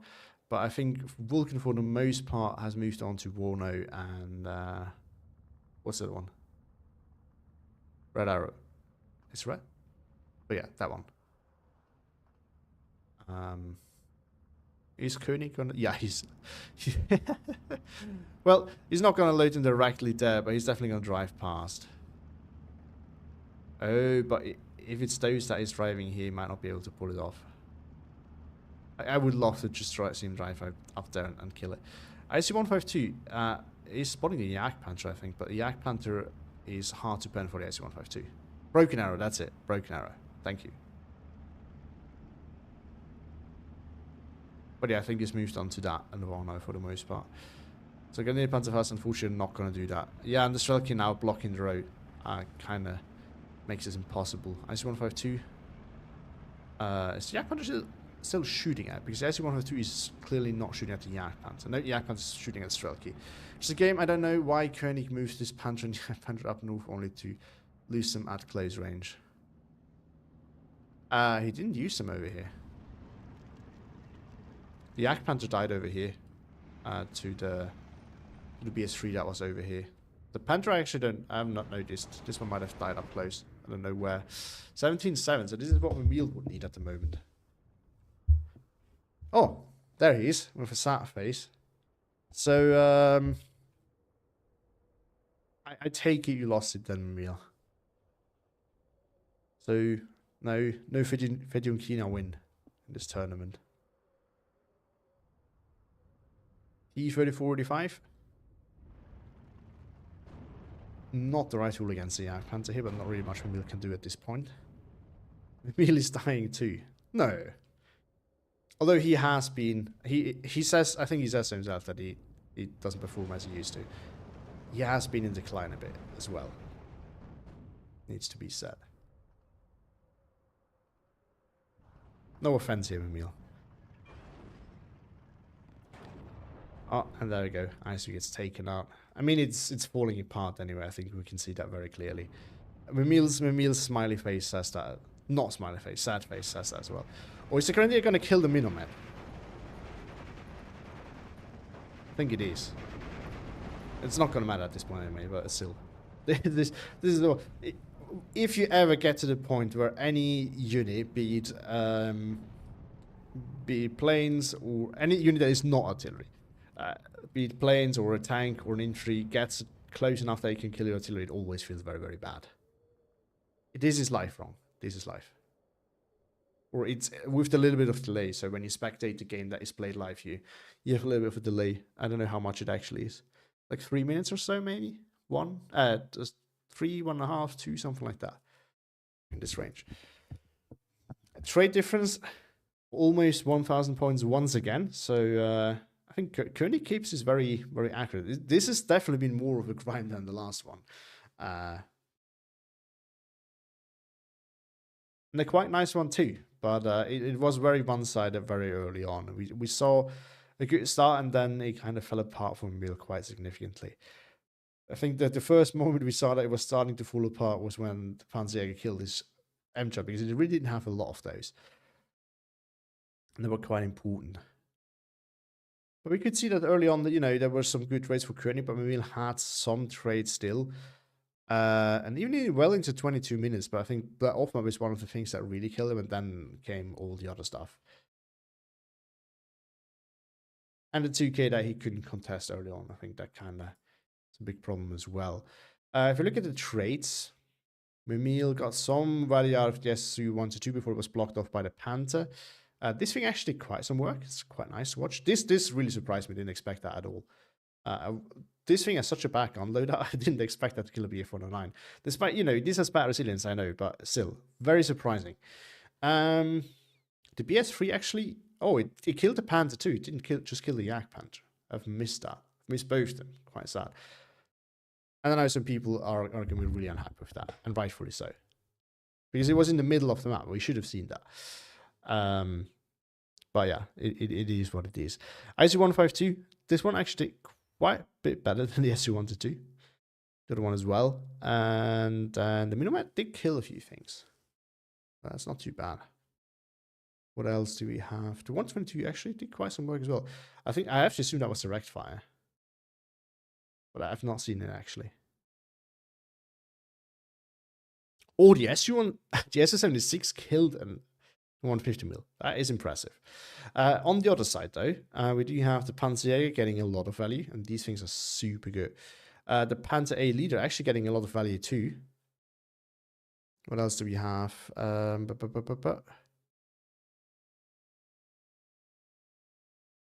We have these guys, the MG42, doing quite well actually too.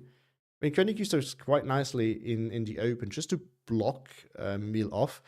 And at the same time, Mimile couldn't really do much. Because, I mean, what could he do? He couldn't move forward at all. So, that's quite nice. Oh, look at that Marder go. That one was also an MVP there. Ooh, spicy. And Yak Panther decimating some units, 88 actually decimating. Oh, I actually killed a 152. Okay, so it did something against armor. I was going to say it was only doing things against soft target, which is not bad, you know, as long as it pays off. That's good. But that unfortunately means we're not going to get a third game. We got 2, which is good. What else do we have? Big shout out to Koenig. We all know how good Mimile is, so very impressive. And thank you so much, Commander Al, for still casting this old but fantastic game. You're very much welcome. And also congrats to Koenig, of course. Mimile already responded. I do have to agree with him, though. Mimile was definitely better than Koenig a while ago, but now not so much. Well, look at that. We got another one. We can watch that right away. I think that's for third place for the Tribute to Kingdom of Steel Division tournament, the tournament that I'm currently hosting. So I think we can get into that right away as well. And then we're going to get another game out of this. Not what I planned, but we're going to get that. Curb also notified me of that just now. Thanks, Curb. It says, yeah, Fennekin relies on my opponent making mistakes in the open. Yeah, and Koenig didn't. So that makes it very tricky. I mean, the attack is nice. He's saying that Mimile's still a good player. Which is, I mean, Mimile is still a top player. Being worse than he used to or not doesn't really change that. So we got one of the Fallschirmjäger divisions. I don't know which one Susie has. If it's third, well, Susie's not the same player he used to be, but he can be quite the menace with third Fallschirmjäger. At least he used to be back in the day. So for those of you who don't know him, he played back in the Kingdom of Noobs in those tournaments. And he was, when I I encountered him when I, for the first time, felt like I was finally going to win the tournament. And then I was up against him, and I lost the tournament because he was quite a bit better than I was. And Panzeroli, I would guess by the units, probably playing 9th Panzer. He likes armor play quite a bit more than infantry play, from what I've seen so far. He has done a great job in his games against me for in the semifinals. I was quite surprised. So for those of you who don't know, I wanted to have ideally 8 people. Sorry, 3 evenly sized bracket, because that made it the easiest. So we had 8, which meant that because of the skills, I had to go into the intermediate bracket. And I knew that Panzeroli was, I think, playing in Division 4 in FOB Arena, so I expected this to not be that hard of a game, and I was very wrong about that. So I'm quite excited to see this, because Susie has not played for a while. He's back now. It's his 2nd or maybe 3rd tournament since he's back, and he has caught up well, but also, of course, where he left was good for intermediate level, but not top level. So I think both these are players that are growing much, and there's a lot of potential. So I'm quite curious to see who of those performs better. Of course, we have a nice clash between a armor/mechanized division versus a more infantry heavy one. Gerlich, I do think this is third. This should be third Fallschirmjäger, I would guess. It is, yeah. Vanguard, love to see that. With Fallschirmjäger, you can play Vanguard or Maverick. Now, this map, to me, is not necessarily a Vanguard map, but you can play the Vanguard. It's not the worst map to do that. It's definitely not the balanced map.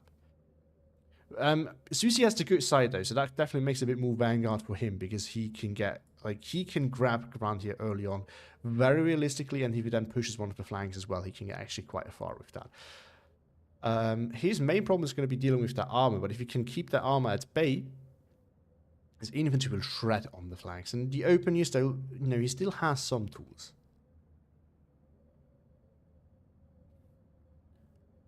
We could do a stream about the best countries in this game. That would be interesting. Yeah, maybe. But it's just something I assume to be well known, but maybe it's not so much under non-competitive players. But also, it's how to say, it's gonna depend a lot on the game mode, and I'm not playing 10v10 because 10v10 things are quite a bit different. And also, it's gonna depend a lot on. It's more situational, let's say, because it depends a lot on what you're actually playing against. For example, when we look at the armor, generally speaking, Axis tends to be a good call against Soviets nowadays, since the Axis armor got cheaper as well, and you can block it off at 2k quite nicely. Now, if you go...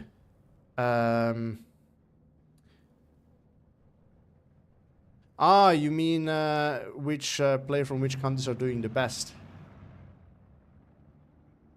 Not sure if that's worth to make a video on, really. I think we could just make a tier list there and go from that. But that's also not such an easy task, because the actual leaderboard on the game doesn't tell you anything. That is basically useless in my opinion. And oh, Panzer and a 311 though from the bad side. That's actually quite good.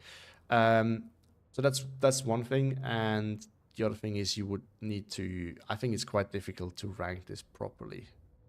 But, you know, within one division you could probably do that, like within the top division.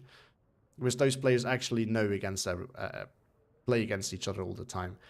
But as soon as you go into Division 2 or 3 or 5 for B Arena, it's going to be much harder to really assess who's better than whom. Because you need more than one Season 2, right? Because, for example, if someone gets beaten by the top player and drops out because of that early on, but he could be the second best, but he just had the unfortunate of getting against him, he would not be placed very as skilled actually, so you need a couple of seasons, which makes it again tricky, because then you have the problem that it shifts again, like, because people change and improve. So Curve says, considering there are rarely more than a one player per country, it's a bit of a small consensus. Yeah, this is true. This is Panzerloli versus Susie. This is for third place in the Tribute to Kingdom of Steel tournament. Looks like Panzerloli's armor pusher going very well. I think Susie definitely fell into a trap here, but so far of not using enough AT against a very armor-heavy division. Also a very armor-heavy player. Love this pack 38 positioning over here, though. It's a really nice position where he can kill, where he can camp off the reinforcement road. Let's see if the Strumpai actually pays for that. He might go down here. Nope, does not. Keeps driving on. Oh, just as he was unloading, that was a close call. But he went down nonetheless. Now, 1L6 can do some cleanup here, but not against all of this. So this is a bit too much armored there. G42 is a little bit too close. ZF is also too close. There will need to be more over here to help up close. Takes out one of the SPWs. That is huge. Because if that allows the L6 to start performing again over here, that would be massive. No AA and the JU-7 can actually perform quite well as well. So that is problematic. But reinforcements are coming. Panzerek in a nice position as well. Love that. It's going to get a kill here. Might actually take out more. If the looks don't spot them, that's going to be another unit kill over there. But JU-87 spam has started. Yeah, if you ever see a JU-87 coming out, you need to buy AA ASAP or a fighter, because otherwise it's just going to continue. Like, it's not going to stop. And he let it fall back. This is one of those cases where you just need to commit, because the plane is going to come. Oh, actually it's alive. Never mind. It was a good call then. I was going to say it was going to go down anyway. But actually it is not, surprisingly. L6 with Panzerek. If the Panzerek gets stuck here on... no, he does not get stuck on elevation. Oh, and the Cossack Million is going to get a free pack 38. Yeah, the Panzerek has too fast of a fire rate for the L6 to really stand a chance. For some units this can sometimes work, right? Because sometimes with something like a Steward, that can work quite well actually, because the 20mm autocannon will pin that tank before he gets 2 pens. Oh no. Panzerek died. Looks like he killed the unit, but not the looks. And after that, fancy. We don't see that very often. I love to see it. This thing is kind of crappy, but it's only 10 points. It's another tank, so it's fun. But 16-8, there we go. HS129 coming in. This could do a lot of work, but he needs to pair it with a recon plane that can also spot for it and make sure that he can find more targets and go for it. Because there's so much armor on the map at the moment. If this thing goes for a nice little cleanup over here, that could actually be massive. Like, that could genuinely turn around this game right now. But it needs a recon plane to spot for it. JU-7 coming in once again. This is a problem if you're relying a lot on stationary AT guns and expensive infantry units. But if he can kill that and move it away in time... Well, no, the Focke-Wulf is spotting for it. Never mind then. It has a crappy bomb loader too, but it's only 50 points. That's like super cheap. And if it dives, it's super accurate. So it will generally kill what it targets, despite the bomb loader being quite bad, actually. 20mm versus the SKF set over here. The 20mm should win that. This thing has AT. You'll also go for it. They have to be careful, because the next SPW... No, it's going after the... Oh, F242. Yeah, it needs to be over here, where it can kill that, and then... be out of line of sight of those units. 11, so things slowly stabilizing. And we have to remember, this is A phase. So Susie's strong phase. The real push of Panzerloli is still yet to come. So it's not looking ideal for him. It's going to be in a very, very rough spot. But if he can get some AA out, or maybe a fighter, since Panzerloli is not showing any signs of being interested in buying AA himself. Oh, did it miss? No. The SK set is running away from it. It can actually surrender it now. So this is the time where we want to stop this. No, it lost line of sight. What's happening over here? No, he's following it back. Oh no, he could have had it. But yeah, he needs to almost do something about the planes. A fighter is really in order. I think at this point, since there's nothing here, this is... Oh, Curve says the problem with the HS-129 is it only has 12 shots. There's another one too. I guess he took the wrong one then. There's two variants. One has more ammo than the other. Or maybe the other one has even less. That's possible. I know one is really bad. The pen is actually good, but the ammo count is really bad and the one is better. But I don't know which one is which. Oh, look at that. A nice little encirclement going on here. And the Luchs not dying to the AT. Now it's dying.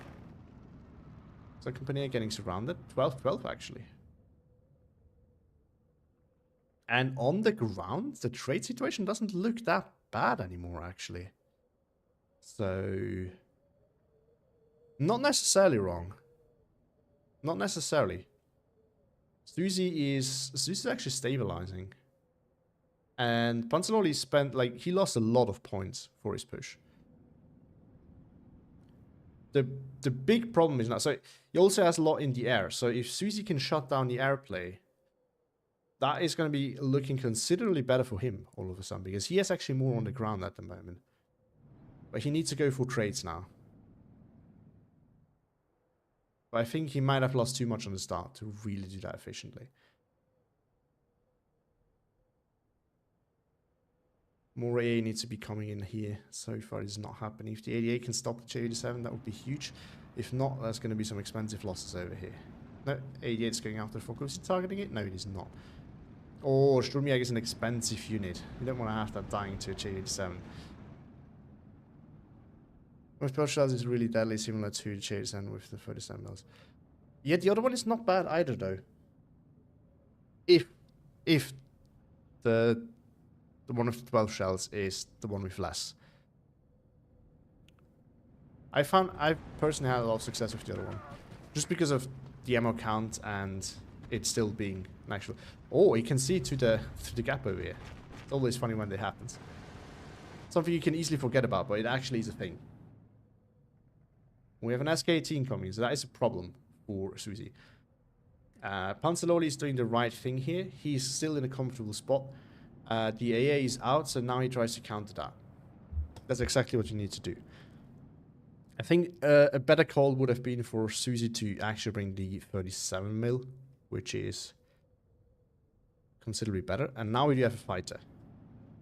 It's going for the wrong target though. This one would actually be close. This one not necessarily, although it's still circling, so he might get it. J87 is coming in as well. 88 and like 38. We need to start working on that. How is the speed difference here? Oh, this is super fast. If it gets on the back on it though. No, turn radius is not tight enough. Yeah. This would have been really useful to deal with that. Shooting the J87 now is a real prize. Recon is super annoying, but you can force it off when it comes in next time. But this thing, these are doing the damage. Big armor push down south. Looks on Panzer 1C and a half-track. But the infantry is now in here. And this is where Susie will have the advantage. So this is where Panzer does not want to fight. Because any bazooka in there, and Third Volunteer Jäger has plenty of bazooka units. I'm not sure if you took them, but there's plenty of those in there. Together with the F242 makes it super hard there to push. Like, that is generally a winning combination over there. Up north, the HS-129 has been coming back in to do some cleanups. Now going after the, as you said, oh, this is a nice targeting there, because if this thing does a damage, no, it does 2 damage. Okay, so it will tickle it a little bit, but it can't do much with the one shell that is left. Or BF-19 still circling, could lead to a kill on the Ju-87. That would be huge. That's what he wants. No AA in here so far. Or something is going after it. Well, it looks like it. Oh no, it's just the gun from the Ju-87 probably. The problem is if he doesn't catch it before it dives, it will just shoot past it. The dive can confuse fighters sometimes. There we go. Going after the leader. Doesn't get the kill, but Schumpeyer might be there to get it. Oh, BF-19 is going to come around. It's going to get a kill over there. SK-18 is very close to the front line now. So if Susie actually has a bomber as well, and there's ME-210, which are quite good, he could go for a kill over there. He knows there's no A in here. Now the mobile volume is coming in, so that is about to change. But Oh, Stück here finds one Stück, but the other one, no, the other one is being engaging as well. It's picking out the one with less armor, and it's missing. Oh, that's quite unfortunate because one of those hit. Both of them shoot before it, and down it goes. Another one of these is in, though. Going after both Stücks. Gonna get the kill on both! 2 shots left, not enough to kill any of those units, but 2 Stücks taken out. Good kill there for Susie. Susie's certainly catching up. As long as they need more in for both of them. Not necessarily, actually. These in the right spot will do quite some work, but Susie needs to get... You know, he needs to clear out some of that infantry, then he can sneak in an AT gun, then he can deal with those. But at the moment, it's okay, to be honest. Like, ideally, you would want to have more. Sure, I could actually move forward and get this flag here. But it's not that big of a deal at the moment. Or SKT is going after that 88, and it is within range by the looks of it. So it's... Well, no, it is not. No, it would be more accurate if it was. Going after the Pack 40. There's no push without inf. That depends a lot on the situation, and at the moment it's not just always about pushing wrong. Like at the moment they're more focused on holding on in some territories and trading. Like for example, Panzerloli can't really do much here with infantry at the moment. He doesn't know that there's no infantry in here, but he doesn't, like, he has to assume that there might be some infantry and some armor in here, and he can't push past this at the moment. In the open, he can't push with infantry at the moment anyway. Over this is where he can really push with infantry. Sorry, Susie. And Panzerloli at the moment is in a comfortable spot. He's in the lead. I think he's building up his backlines now. He needs infantry to get in here, yes, but which is coming right now. But he's not in a position where he desperately needs more infantry. The F-19 is trying to go once again after the Fokker Wolf. But now there's a yay. It's not over here, though. Where 88 is in a bad spot where it can't see and stop, and it can't stop any planes. I think he wants to go after Tiger, but that's a very bad call because the guerrilla is right there as well. Mobile, oh, there's another mobile wagon in here, and the BF-19's down. Nice move over here. I like this fresh push because, I mean, Panzerloli knew there was nothing here protecting Susie's town, and now he went for it, so that's actually quite nice. Susie needs to go after. Oh no. And 88 having been. Well, the 88 was falling back, so the J87 could go after that. This is one of the reasons why I really, really do prefer the 37mm. Now, the 37mm might have gotten the same treatment here, but the advantage of the 37mm is if the J87 was going after it and it recovered from from it being pinned, it would now be able to start shooting again at the J87. This is not the case with an 88. The 88 needs too long to aim. Mobile Wagon is going to stop the J87 before he gets a shot off, and the Tiger is going to go away. H88 here has been pinned as well, and that means that no AA currently is active for Susie. At this point, I think it's definitely... at this point, it's definitely game over for Susie. I do not see him recover from this. Also, with Panzerloli having 5 more minutes to go. He recovered early on, but I think what needed to happen is he needed to get his AA out earlier. And after his recovery, he would have needed to dig down a little bit and reinforce properly, which didn't really happen. The trades were not actually that uneven as well. I think by the end of A phase, it was actually relatively equal, but Susie didn't really prepare for the B phase Maverick income of Panzerloli, and Panzerloli just took it from there. But yeah, I think the major mistake was made by having too much infantry in A phase and not enough AT. Because you have to... 9th Panzer is very aggressive with his light armor, or at least can be, and you have to be prepared for that. And Susie wasn't. So he paid quite heavily for that. The HS-129 was a great call. It did a lot of damage. Unfortunately, with the low ammo can, it just didn't really work out. It's one of those things. Now I need to double check the deck, because I really think there's one with more ammo. I generally prefer, but that's just me.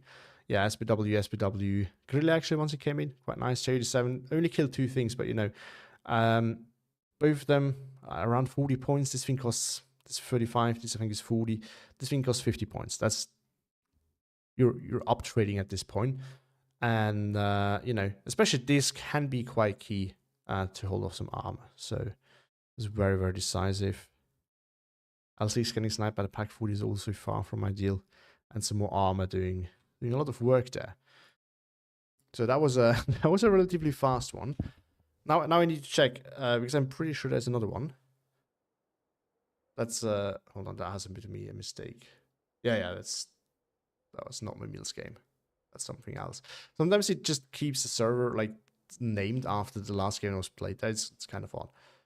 But now I want to check third party because I'm pretty sure it has two different ones. I'm pretty sure I used the other one before. Yes, there's this one, which has super good pen, but 2 damage and only 12 shells, so I think you can do the maths. And there's this one, which has 13 shells, more pen, better accuracy, and 8 damage. So this thing will kill a tank in 2 shots. It has more shots in total. This is why I prefer that one. Speed difference is neglectable. This one also has more range, so choose from fast. It's more expensive though. Availability is the same. So I personally prefer this because of that. Again, the accuracy is also better. This is why I actually prefer that one. And it will pen, like, pretty easily. But, you know, that's... I think there's an argument to be made for this just because of the price alone. Probably. And you getting more shots off, so that means AA will be... Although... The difference, like the range difference here makes it so that if there's AA, this is probably still better because you get more range and you start a higher accuracy as that. Kirby says, I've never found the 75 one consistent and it's 15 points more. For me, this one has performed quite well so far, to be honest. I give it that though, this thing was quite consistent in this game. It just runs out of ammo super fast, which is not really the case with this one. But this one so far for me has done the killing, I have to say. But this might just be one of those things where you can ask 10 different players and you get 10 different opinions. You get that for a lot of people. Also, ignore that build. This is once again my quick play build, and I have not really... I need a lot of my quick play builds are outdated, really, because I don't play them very often. Like, I have tried this once or twice, and it's garbage. Let me change that right now. But yeah, I want to say something. Oh yeah, but this is just something for any new players watching in here. It's always worth, if you have multiple options here, we ignore the debate on which of the two is better.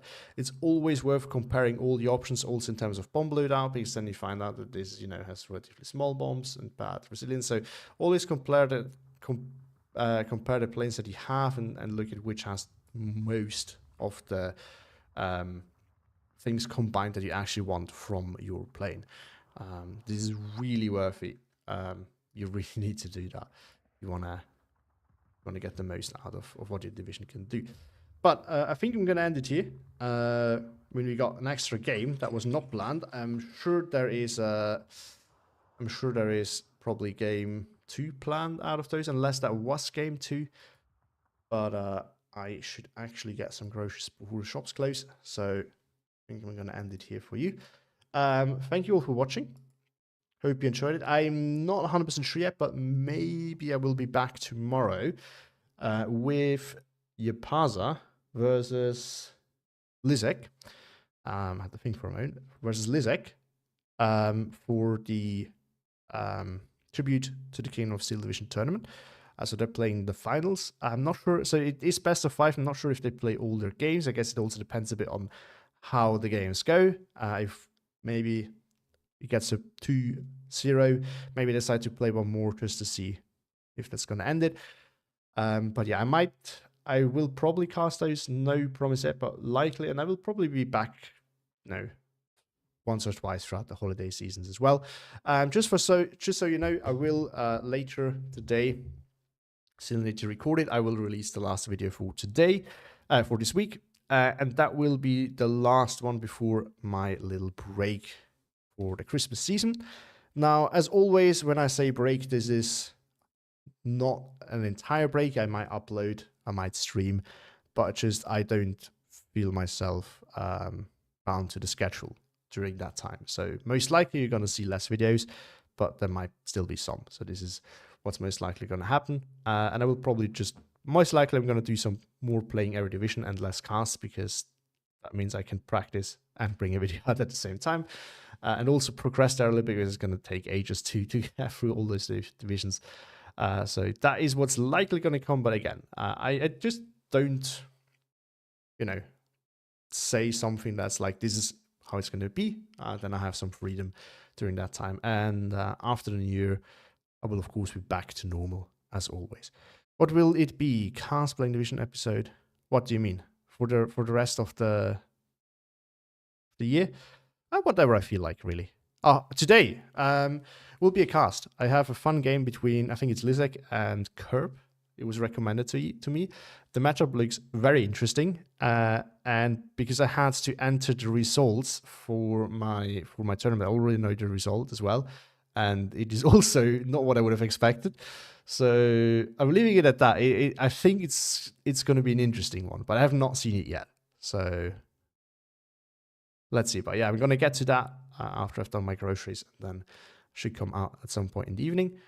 So in, let's say, 3 to 4 hours, most likely. And that will be that. So before that out of the way, thank you all for watching. Hope you have a great rest of your day. Hope you enjoyed it. And goodbye, everyone. See you next time.